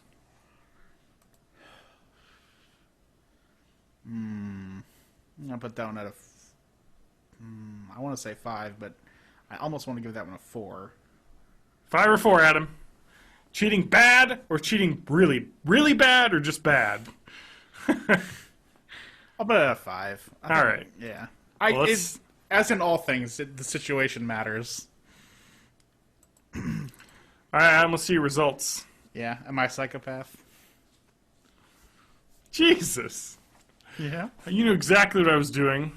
I didn't want you to tell because I didn't want it to judge your answers, Adam. I'm sorry. So this is the Levinson Self-Report Psychopathy Scale.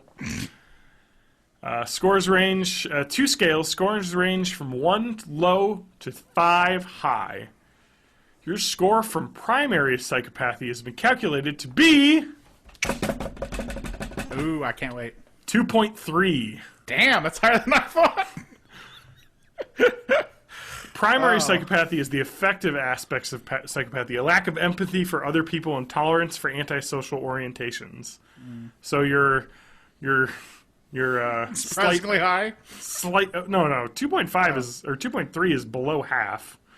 Is that really where you want to be on a psychopath test, though? Your score from secondary psychopathy is calculated at 2.3. Oh, okay. So you're That sounds 2.3 across consistent. the board. What's the secondary cover? Secondary is antisocial aspects, rule breaking, lack of effort towards socially rewarded behavior. Where does that put me on? Your primary psychopathy score was higher than 60% of the people who've taken this test, That's scary. but your score for secondary psychopathy was higher than 40% of the people who've taken this test. So you're right around the middle of people that have That's taken about the average, test. I guess. Yeah. Well, if you look at the scale, they have a nice chart and graph that'll put out that, and 2.3 is right on the edge of very, very mini in the heat map. For Wait, for 2.3 is? Yeah, for secondary. Okay. And primary are a little bit outside of the normal range. A little high. Little high, but not crazy. So, That's good. Adam, sad to say, you're not very psychopathic. I'm I sorry. feel a little better now. It's okay.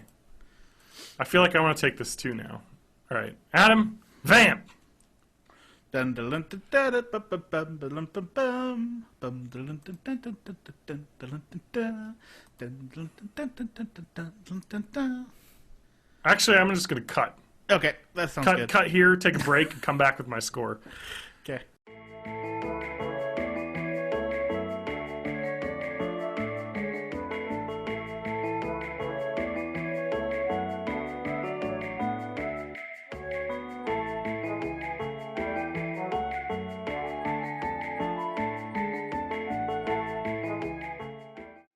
And we're back.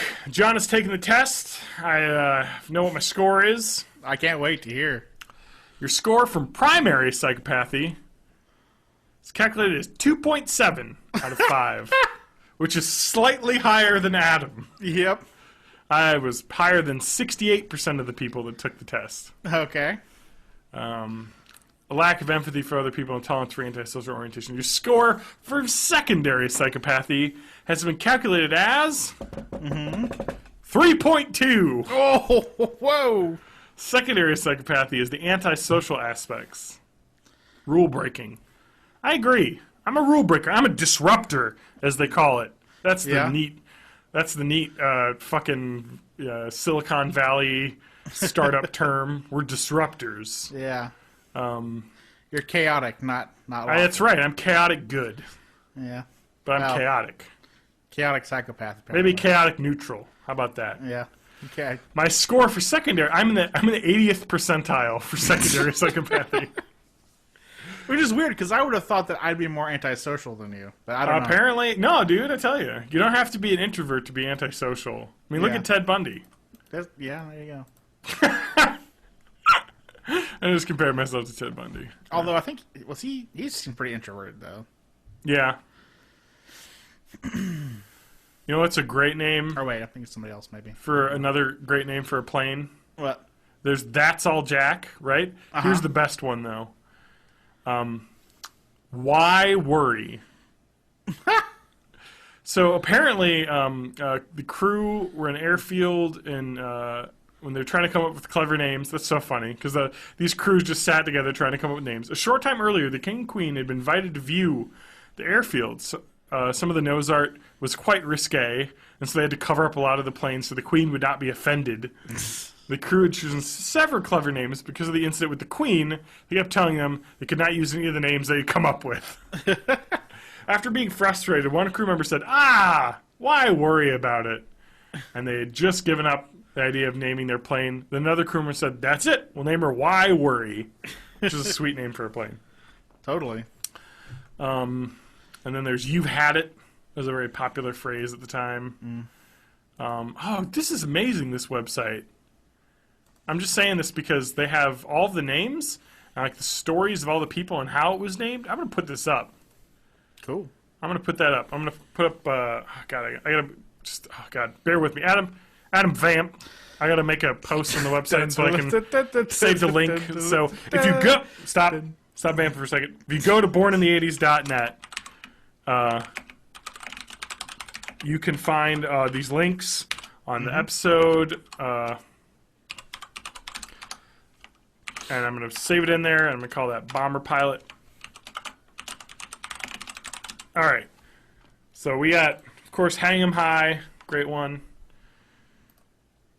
All right. They actually have pictures of the planes and their artwork. Oh, that's cool. So you can see what Cowtown Boogie's artwork was, you know? Just a picture of a happy cow with the words Cowtown Boogie underneath it. Nice. That's All Jack. It's just not any art there, just fancy lettering, you know? Utah Gal. You know? This is pretty cool, though. They got all the fun ones. There's Molita. Like Lolita, but Molita. Okay. This is just a picture of a little girl. I wonder if it's like someone's daughter. Yep, named after the daughter. Her name is Molly. In Spanish, it is Molita. He's always called his daughter Little Molita, which is hilarious that this little girl's face was on the side of a plane. Like a very well-drawn version. Yeah. The Eradicator is badass looking. Because it's just a picture of like a rat being bombed. Like a Nazi rat. This is pretty fucking sweet, man. Like, that's one of the coolest things. So we talked about that when we watched Battlestar Galactica. Yeah. Just coming up with fucking sweet names for, like, planes and, like, pilot, like, code names. Yep. Call signs.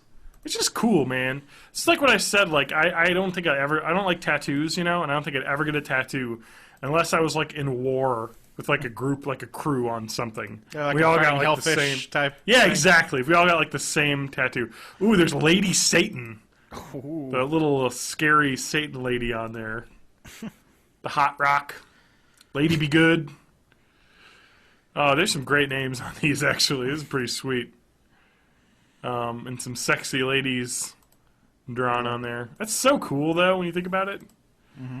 There's the Nippon Ease with a bare-breasted lady on the cover there.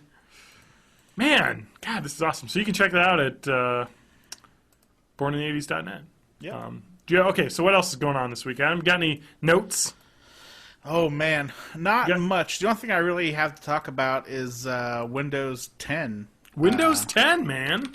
Yeah, they announced... There's some pretty cool shit they announced for that. Yeah, free upgrades for a year, for one thing. From Windows 8? From Windows 7, 8, Vista, yeah. 7? So my shitty old computer could upgrade from 7? Free upgrade, yeah. Should I? Will it make my Probably. computer slower if I only have 4 gigs of RAM? Maybe a little bit, but I think... All right, not going to do it. A lot of times they update... Drivers and shit? Well, that, and also... they usually will, optimize speeds too, like 7 and 8. 8 is faster than 7 It's true. on load. So I think that's part of the stuff they usually do in an upgrade is... It might be bigger. I don't know how... It depends on the size, I guess. It may be a little bit bigger, but it might Yeah, also they're be making better some pretty optimized. cool shit with Windows. Yeah. Here. I also saw something briefly on the HoloLens, but I haven't had a chance to actually look into it at all. Did you see anything on that? Okay. Yeah, the they had- HoloLens is kind of like their answer to the Rift.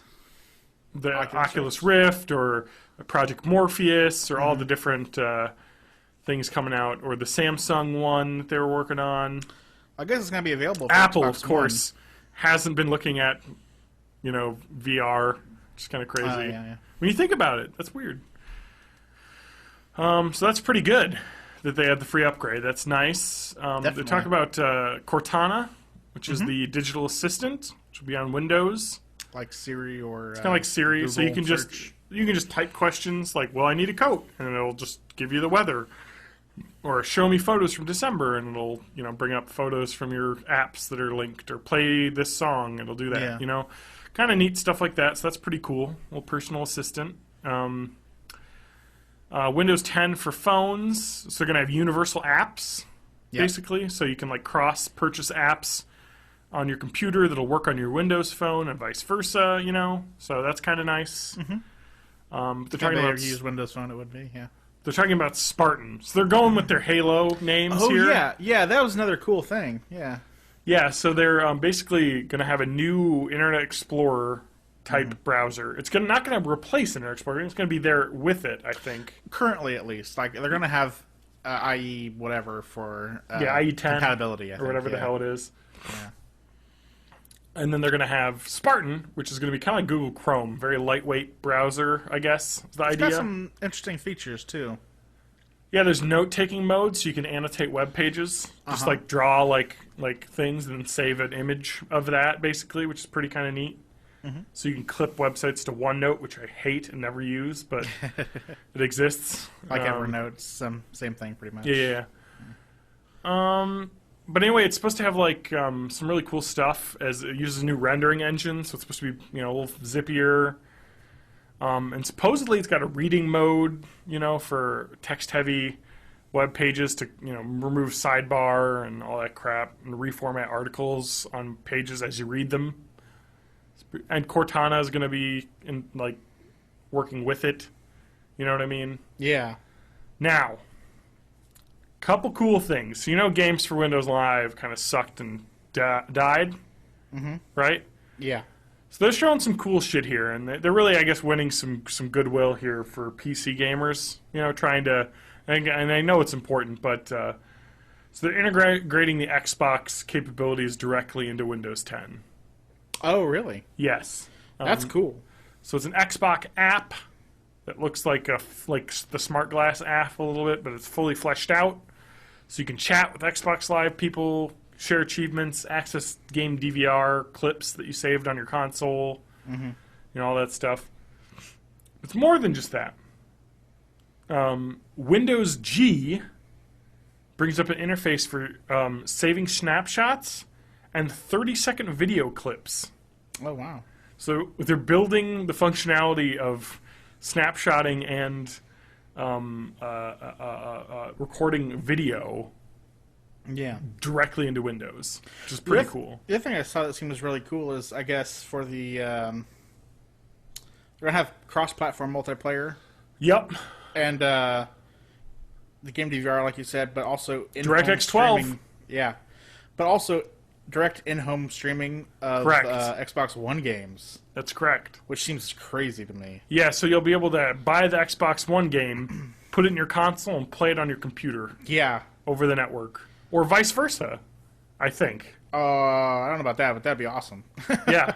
Get the That'd PC be- version and That'd be a load it reason up. to almost get an Xbox I don't see One. why you wouldn't do that. Yeah. You know what I mean? It wouldn't be that hard. Yeah. You know what I mean? If they're streaming it one way, to stream it the other. But there's a new Surface Hub, which sounds crazy. It's an 84-inch 4K touch display for office so it's like basically like a big like whiteboard that's just a touch computer, Yeah. which is crazy. But yeah, so the biggest one though was the holographic. HoloLens. Yeah. Yeah. Well, I guess the holographic is like the whole thing, I guess. Yeah. There's the Holo Studio app, the HoloLens that you use to view it.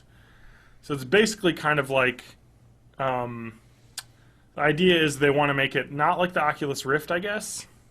It's more like Google Glass, Oh, so yeah. you can see through the lenses. But the idea is they want it to make it like the holodeck, so you can see like the world, but it populates like the area around you with like images and like. So like the idea is that you'd be looking at your living room, but there would be a floating window, you know, with a browser just in front of you. So like yeah, it's like ARG type. yeah, stuff. basically. Yeah. Okay. And so you're like moving your hand to touch because it can see your hand in the camera, and it's pretty awesome looking.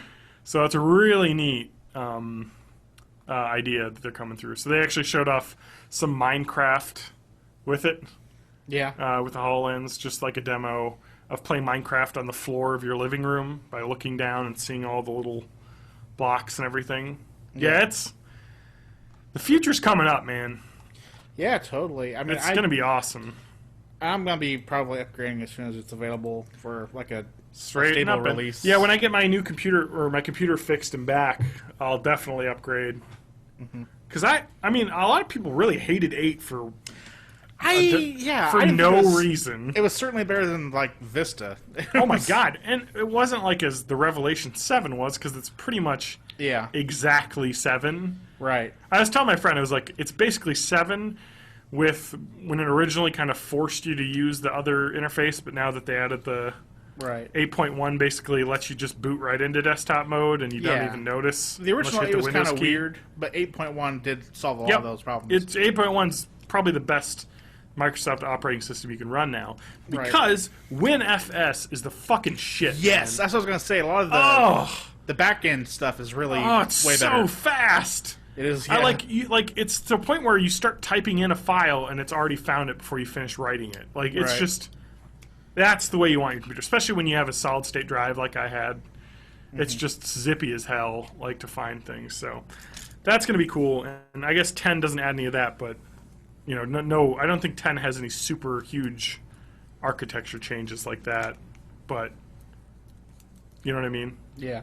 It's just a little zippier, and it's got way more integration with like mobile and other devices, basically. And everything I've heard with people who've like taken a look at 10 think it's a step up. So Yeah, Apple, I'm you anxious. gotta. Apple's gonna have to watch their backs, man. I think Apple's works fine in an Apple centric house. No, I know. But No, but yeah. I mean, like, the idea is, like, Apple's got to watch their back because I feel like a lot of people bought Surfaces. You know what I mean? I think the Surface Yeah. actually sold pretty well. Yeah, I think you're right. It was they did the perfect marketing campaign for that, and it was like, hey, I've got a USB drive and Microsoft Office. Yeah. What do you have? Games? They did a pretty for- good job selling it that way. Yeah. And the keyboard, like, even though you can get those for iPads, just the fact that they have a Microsoft branded one that you can just buy, Yeah. have a keyboard dock, and basically Those it's a are shitty, laptop. though. I know. What? Those No, are they shitty. are, but you don't know that in the video. You know what I mean? Like, Right, you right. seem you're just like, oh my god, this is like having a computer, kind of. Yeah. I don't know. I think they did a really good job with that marketing, and they spent a lot of money on marketing because you see ads everywhere for those things. Yeah, that's true. But it was smart of them because I think they bit up a chunk of the network. And you know what? If they integrate that tablet shit with the PC, that's pretty cool. Yeah. You know what I mean? It's like oh, I got this game. You know, if I bought Minecraft through Microsoft, right? Mm-hmm. And then I now have the Minecraft Pocket version automatically on my Windows tablet. You know, just because I bought it there, I get it both. You know, that's pretty cool. Yeah, it is. It definitely is. And I think they realized that the reason why Apple is so successful is just how good of an overall brand they have and the integration between Mac PCs and iPod, iPhones and stuff. Mm-hmm. And iPads, and so they're like, we got to do that. Yeah, because that's what people want, and if they can do it, good for them. And Apple's been weird lately. They've been really behind. Well, they haven't done anything big, but they've been improving their. But all of the improvements they've made have been stuff that the Galaxy S5 did, or other phones have done. They've moved from the bleeding edge to the middle of the pack now. They're doing, I think. I don't know about that. They still have the best UI and functionality. Yeah, no question. They're also doing cool things though, like that Touch ID, and which is pretty cool hardware stuff. And I think they're also working a lot on their integration with other stuff, and they have the Apple, they're pushing Apple Pay really big right now. They are, which Google Wallet has existed forever. Yeah, but Google Wallet you can't do this stuff. No, you can. Apple Pay. Oh, you can. No places accept it like they do with Apple Pay. That's the thing. But I mean, the idea is that Apple's not making up their own new ideas. They're taking old ideas and they're actually making them work, though. Well, okay, but that's different. They're when they created the iPhone, it was a revelation. That's true. You know what I mean? And or the iPod. Or the iPod, or Siri was big. Mm-hmm. I don't know. It's just... I'm sure they've got smart people there. I'm sure they'll come up, and it's exciting to think of what their next big thing is. But I mean, what are they going to come out with? They're going to come out with their own VR. Be the sixth or seventh company to get to that. The big thing I think they're working on right now is the watch, which I know you don't really care about. God, what a terrible thing that is. I know you think that, but I think everyone thinks that. Well, the thing is, nobody's really done any good watches, like smartwatches, and it may be something like an iPhone type thing where eventually that's the thing. Everybody will be having them, but it just hasn't been a good enough one yet. It's hard to tell, but I think that I think it's where they're focusing a lot. It's interesting to think about. So I always thought of this quote that's from Wayne Gretzky that I learned via Kevin Smith. I think you know what I'm going to say. I do. But you got to go where the puck's going to be, not where it is. Yeah. And Apple seems to be going where it is and not where it's going to be. I don't think right now that smartwatches are where the puck is. I think it could be the next where it's going to be. I don't think at all, dude. I know that watches. Nobody likes watches. But people don't wear watches because they have phones. It's we're going to have a watch too now. Something else you need to charge. But there's times when, there's fucking if I want to set my alarm or something like that, I want to have my phone in my pocket. I don't want to pull it out for every text message I get to check and see what it is. I sometimes just want to, if I had a watch and I could just look at my wrist and see what message was and see if I can ignore it or not. Yeah. Or just check the email to see if something I actually want to read or not. Yeah. That might be worthwhile, so I don't have to pull it out of my pocket and check it. And I guess we'll see. Whatever. I don't know.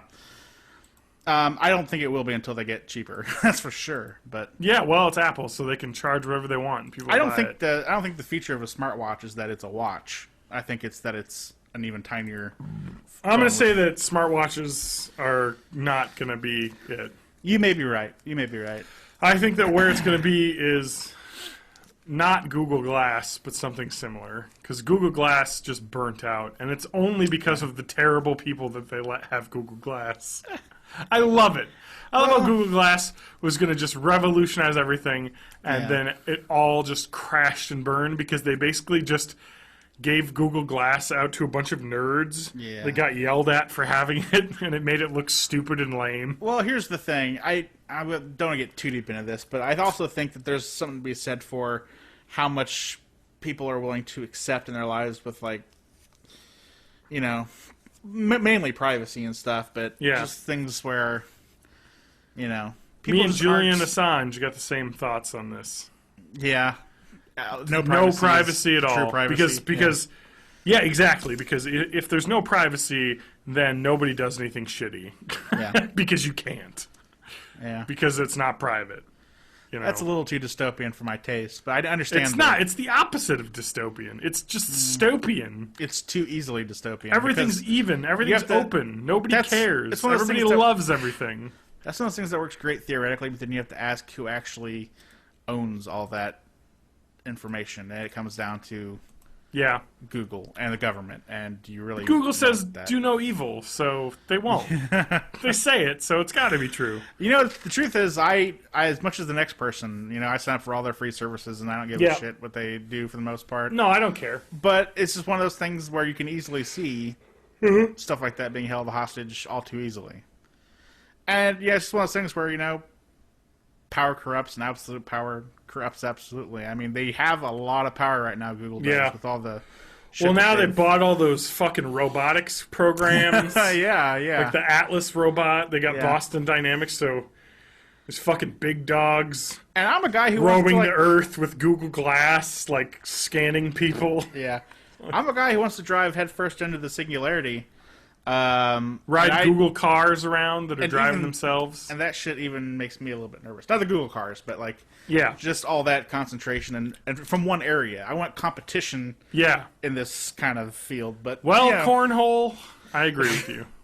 I did want to say, actually, there was something else I saw. I didn't write it down or anything, but did you see that, I guess, a bunch of like technologists wrote an open letter about, and like I guess Stephen Hawking was on this list, and Elon Musk, and like, you know, some heavy hitters in this area. That guy's got a great odor. Yes, he does. Continue. About telling people to not slow down, but they want to, I guess, just basically warn people to the threat of AI and how dangerous it is. Yeah. And how we need to like get certain regulatory things in place for this kind of thing. Mm-hmm. Because it is could possibly a huge danger to humanity. Yeah. As a whole. Which I thought was so cool because in two respects. One, it's fucking terrifying. But also, it's super, super cool because one of the things he also says is most people don't realize this, but I have been seeing a lot of stuff. I've actually invested in this stuff just to keep an eye on it. Yeah. And he says we're farther than you think. He expects 5 to 10 years only until we have an actual, like maybe not a great AI, but like actual AI. Which blew my mind. Like 5 to 10 years? Yeah. And, you know, maybe there's some, you know, maybe those... We're going to be there, man. I know, right? There's going to be a world in the future where people will have robot... Like, you know, like how Tamagotchis existed? Yeah. You know what I mean? People are going to have, like, Siri on their phone that's going to have a personality. Mm-hmm. You know what I mean? That's going to have a conversation with you. How crazy is that? It's just... It's one of those things... That's going to know what you want. You know what I mean? Yeah. Or they could even have a mic on and be like, man, I really need like I need a new boiler, you know, like a new water boiler, you know, a new teapot. And then, you know, next time you open your phone, you're like, hey, you know, I looked up these and this is the highest rated one on Amazon. You're like, fuck, all right.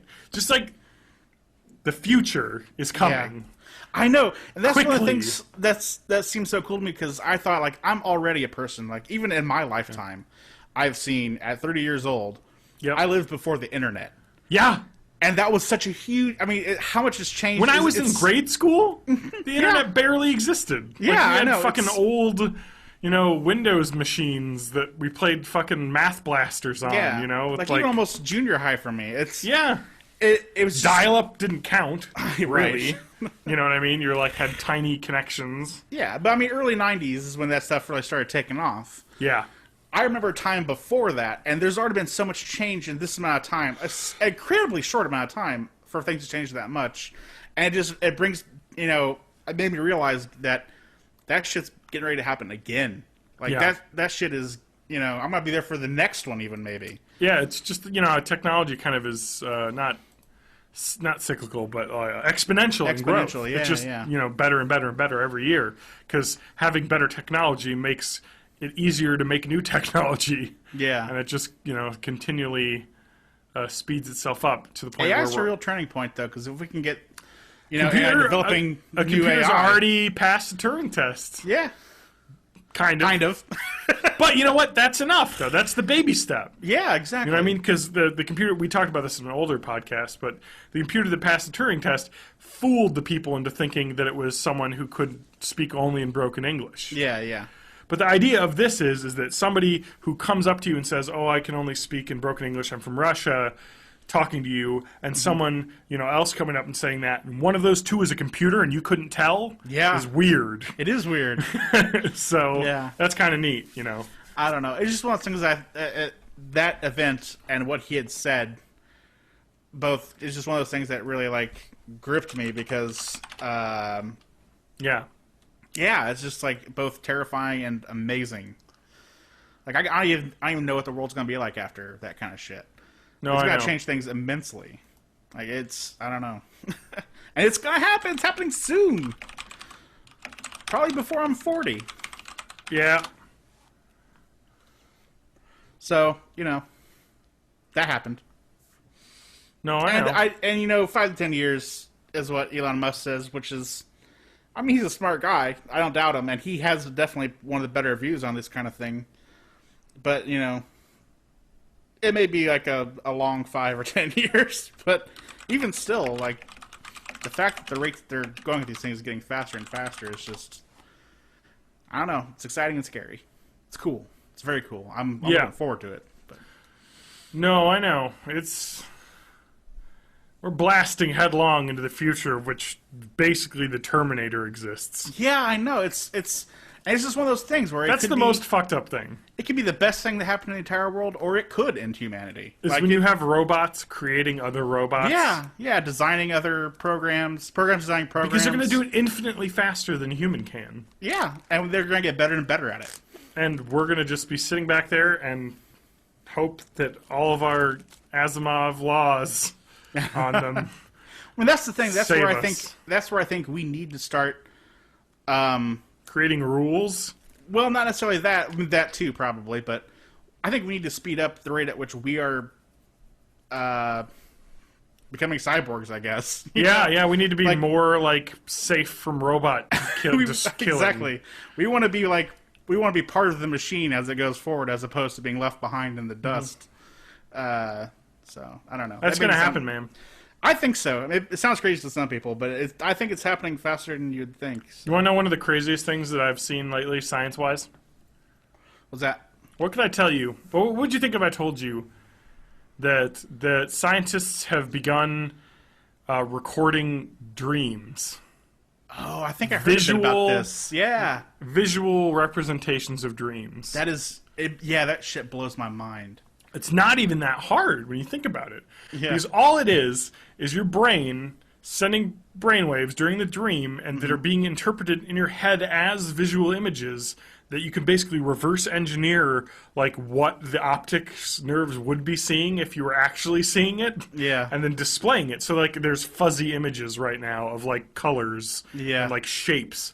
Someone said they mentioned a building that they had in their dream and sure enough went through it, and there was a picture of a building they were able to pull out. That was just the fuzzy outline, So it's getting there. that's going to be crazy. I know. You can basically rewind your dreams for the night and see what happened.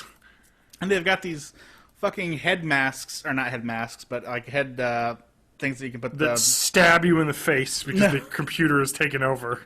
No, but those little electrode You will things you can join put on your head. Spartan. Yeah. And you run a low current through your brain, and you learn faster. You learn I quicker, know. That's better.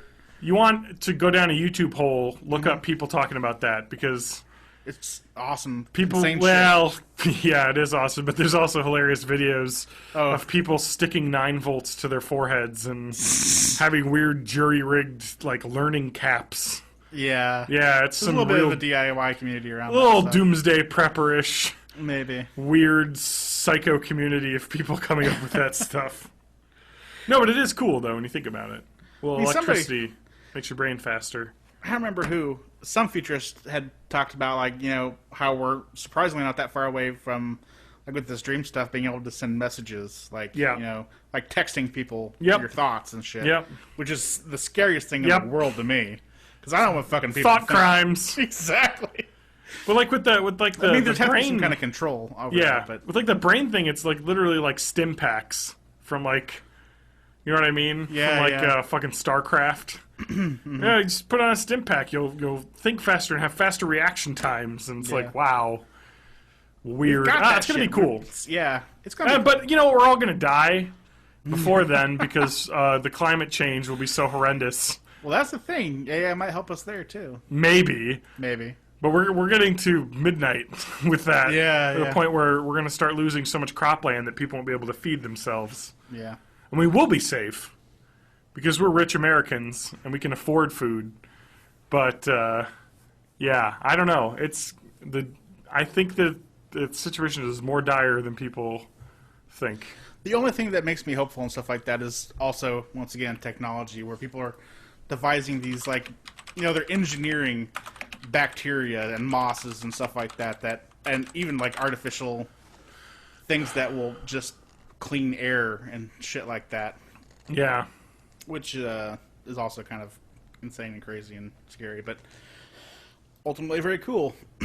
And I think probably our best shot at halting that stuff. Well, we basically need to come up with the solution now. Yeah. We don't have time. I mean, there are people that say it's too late. Yeah. Because we're already too far screwed that we're not going to be able to reverse it. All that stuff assumes current technology, though. No, I agree. But I mean, like that. I mean, it's not an impossible catastrophe. But the problem with the climate disaster is that it's something that's going to happen so slowly that we might be already too screwed to combat it. It's like a virus. Taking over. It's gotten too inoculated for a vaccine to be effective. You know what I mean? You've already lost too much to where, like, countries can't connect to each other because their power is gone because they don't have people. You know what I mean? Like, we'll get to the point where it'll be completely fuck time, but probably not in our lifetimes. Well, yeah, I'm just hoping that... I mean, that's in the next 100 years. I'm hoping that in the next 100 years, technology might progress to the point where we can reverse some of that stuff. Oh, I don't think it's impossible. Nothing's impossible. When you talk about science like that, I mean, there's crazy theories on how to reverse that, and it might happen. But let's end this. I don't want to talk about sad shit anymore. Yeah. But I think that's gonna do it for the podcast. If you want to stay tuned for wrestling news. We'll have that after the end of the episode. So, Adam, what's the website? BornInThe80s.net. Where can you find the podcast, Adam? You can find the podcast at BornInThe80s.net or iTunes. Or littlepodcast.com. Or littlepodcast.com. There's a player right on there. Sub, like, subscribe. iTunes. Give us a rating. You like the show, give us a 5-star. It doesn't take very much effort. Yeah. And then it also just, boosts our visibility. And the higher our rating. What? Sing our praises. Sing our praises, man. Tell your friend. Listen up. It's two cool guys. It's talking cool shiz. And if you like wrestling, stay tuned after the end.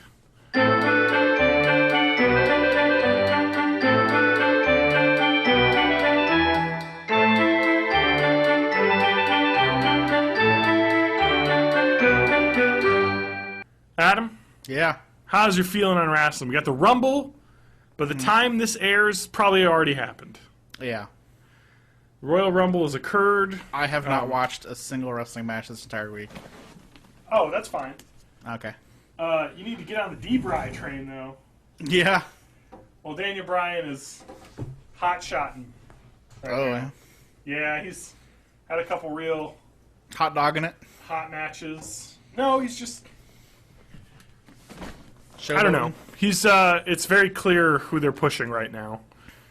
And it's Daniel Bryan. Okay. The people come back from John Cena's so that happened, this week. John Cena won a match. Yeah. on Raw, Surprise. in which he faced Kane, Big Show, and Seth Rollins 3-on-1. Really? And boy, those were some nice odds you have there. It would be a pity if someone were to overcome them. John Cena overcame the odds Yeah. and beat all three. And you know how he beat all three? How? Sting came out and distracted Seth Rollins, who got rolled up for a pin. Nice. It was exactly how Survivor Series ended, with John Cena instead of Dolph Ziggler. I was really disappointed. I bet. Super Cena again, 3-on-1. You know, Yeah. Ziggler did it, but it was like, oh, Ziggler could do it, Cena could do it. Like, come Right. on, let him have his thing. I know. But anyway, they're all back. So yeah, but Daniel Bryan was there on SmackDown to Thursday nights. I saw a tweet that somebody said that Yep. they were worried that they might be pushing Orton for like Rumble. Oh, I don't think so. No? Okay. Nah, he's a surprise entrant. I mean, they've done it before. The surprise entrance wins, because he's back from Yeah. injury. But I don't think Orton sells WrestleMania tickets as a headliner. I think Orton's going to come in and knock out a babyface like a Ziggler or a Reigns and have a hot feud with them that will last to WrestleMania. Okay. I think Miz and Mizdow are going to break up during the Rumble.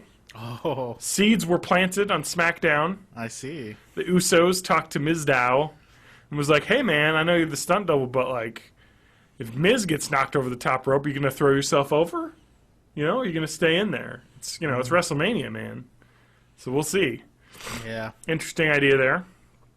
I think that surprise entrants are going to be Randy Orton. We'll see how right I am, because you can have watched it on the network by then. Yeah. By the time this comes out. I think Randy Orton's going to be a surprise entrant. I think that DDP might be an entrant. Diamond Dallas No Page. way. Really? Oh, yeah. They bring back old guys all the time just to get thrown out and, like, take 2 bumps. Cool. Jericho, maybe. I think Chris Jericho will come out, but I don't think he's going to stick past just being in the match. Yeah. I think we'll have Adrian Neville. Sami Zayn, possibly. I think there might be some NXT call-ups just for the match. They've done it before. Okay. Bo Dallas was in, like, the 2012 Rumble. Okay. Yeah, it happens. Oh, speaking of, what the fuck is up with him right now? He's not been on anything. Oh, I think wow. they're waiting to boot a storyline with him when they're ready for it. Okay. I think he's going to get a second push just because of his family history Yeah. and his brother being Bray Wyatt. I was gonna say he was on a few Raws, and then he was on SmackDown a bit, and then he kind of like faded away from that too. Well, he had his undefeated gimmick, 16 and Bo, 18 and Bo, and then they just had him lose to R-Truth and Raw in just a squash match. I was like, well, that burned the momentum, Yeah. and then it was over. Like, way to kill it, Yeah. It's creative. That's the problem with the creative in WWE. Is they'll change their mind on a whim and just drop an angle they had completely, Yeah. and they don't let things simmer for very long. That the Bo Dallas gimmick needed a lot of time to simmer because it does take, if you don't know anything about it, some time to digest what's going on. Yeah. And so I think they're going to bring him back with the same gimmick, but come up with a better way to portray it to people so they get it faster. That he's a shithead. Oh, so the other thing, this kind of confused me. I think it happened a while ago, but Sure. they were doing the promos for those, Kofi Kingston and The New Day. Yeah, the New Day. I saw them once. I think at in a tag team. Have they been Okay. still doing stuff? Yeah, or, they're a 3-man tag. Have they been doing anything since that first? Oh, yeah. show So up? they've been Okay. doing matches. They've been getting no crowd reaction at all. Yeah, I wonder why. Crickets. No cheers or heel heat. There's been cheers on SmackDown because they use canned heat is a term, Yeah. which is they just pipe in audience cheers Right. to the broadcast. And people will be like, I was there, it was dead. But the New Day had a promo on, I think it was Raw, where they came out and said, we're happy, we're the New Day, it's a new bright day, and we got to keep it bright or else the monster will come out, So they're predicting maybe a heel turn. maybe like a big, like we're going to be a big, Big E's a big guy. He is. He yeah. could be a monster heel, like beat up dudes, and So I think they might turn into like the Black Power group, kind of like the Nation of Domination. So it was Kofi and Big E and who else was And it? Xavier Woods. Xavier Woods, right? Okay. Yep. He's from NXT as well. Yeah. So we'll see what's going on there. Kevin Owens had an interesting interview where he talked about how he thought Triple H is a robot because he basically has his hands in everything and how NXT is run. Yeah. And he's doing the main roster, and he's the CEO of the company, or COO of the company, Right. and he's got 3 daughters, and he works out all the time. It's like, how does he live? Right.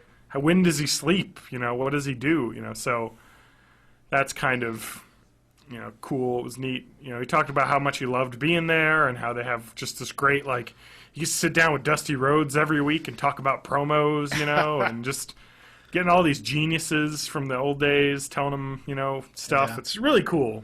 So, and NXT is definitely what's going to keep the WWE relevant. And I think Vince is coming around. Adam, Yeah. Rumble prediction. Who's the winner? Well, it's probably either Daniel Pretty Bryan, much 2 candidates here. Daniel Bryan, or it can't be Cena. He hasn't been announced to be in the Rumble. Cena hasn't? No. He's in the title match Right. at the Rumble. Right. He might be in the Rumble, but he hasn't been announced as such. So I'm guessing D-Bry. I would love to see Ziggler, but that's probably not going to happen. No. I don't know. Those would be my picks. All right. Possibly D-Bry Ambrose, I guess. or Roman Reigns. Oh, right, Is- Roman Reigns. I completely forgot about Roman Reigns. Yeah, everyone did. He's all right. He had a really good promo on SmackDown. Yeah, I completely forgot he existed. He's gotten better.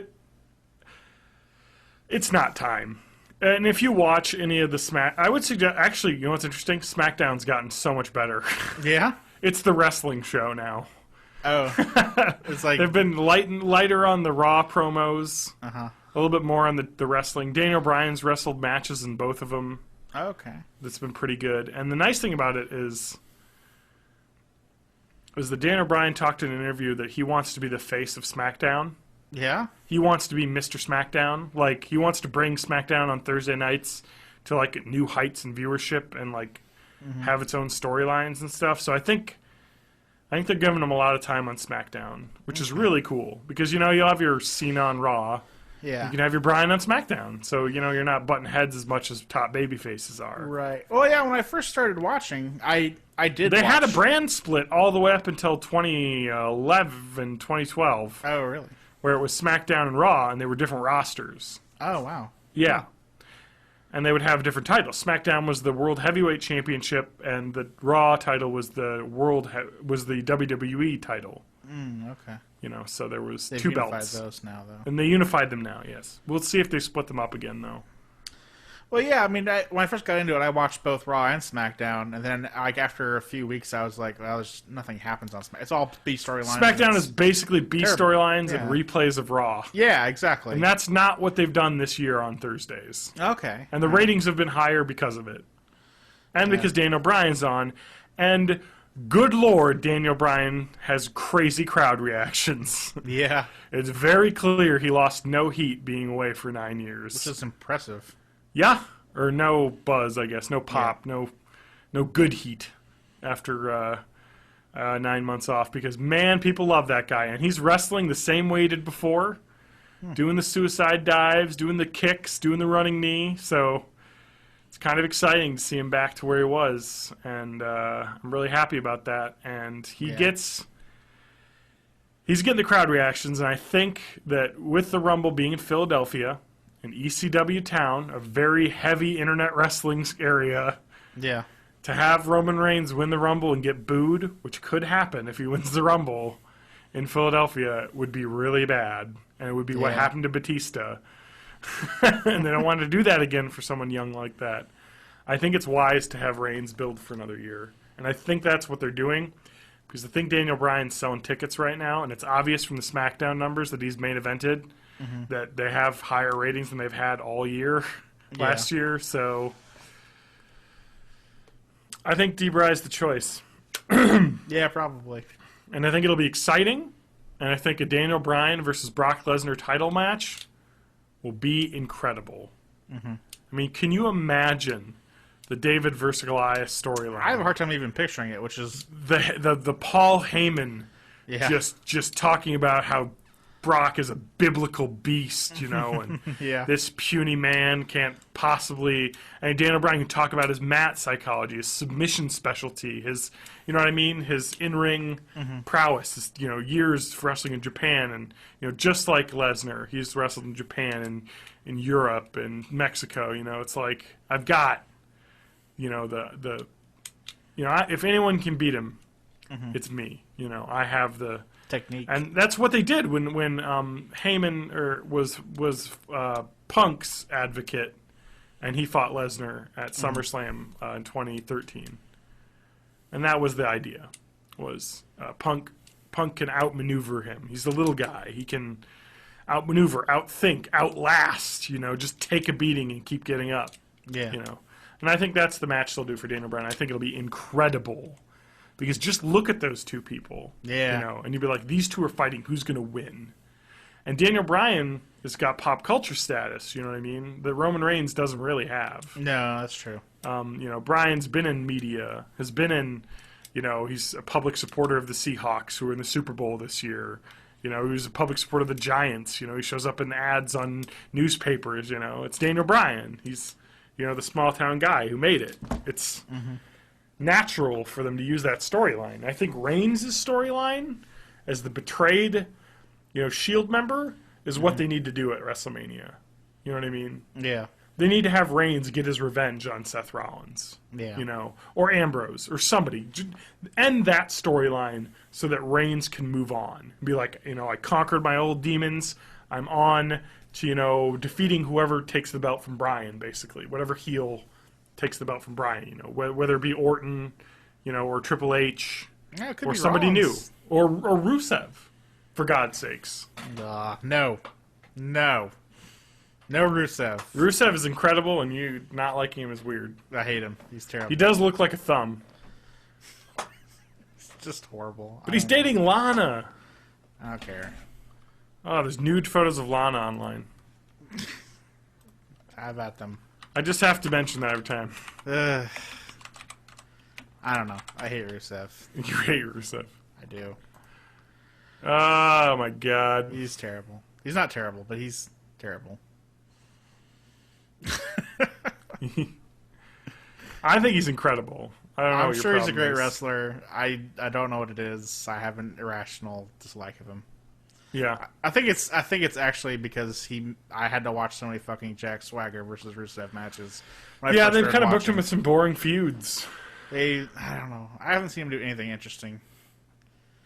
I mean, yeah, he's not a good wrestler, but yeah, you're right. I just haven't seen him wrestle anybody good, so he can't maybe show it off. I don't know. Yeah.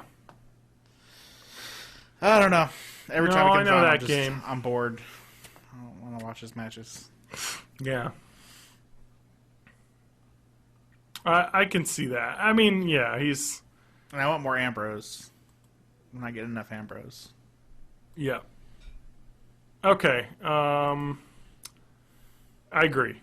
Ambrose is the shit. Yes, he is. You know what I mean? Yeah. It's fucking incredible, and he deserves more spotlight. And he has a lot of spotlight, but, yeah. They kind of cooled off on him a little bit, which is fine, because it's just like, what can you do? It's like they gotta get him a new guy to fight, He's been kind of doing the same thing. And I don't know why either, over and over. I like Seth. I love watching Seth Rollins wrestle. Yeah. But I know it's just like the heel personality they give That's him. the whole point, though. That's why they do it. I know, but I hate watching him as a heel. I don't know why. I don't like seeing him as a heel. It's because he's a real good heel. He Maybe makes you hate him. Maybe that's it. I don't know, but it's gotten to the point where I just don't even. I don't know. It bugs me.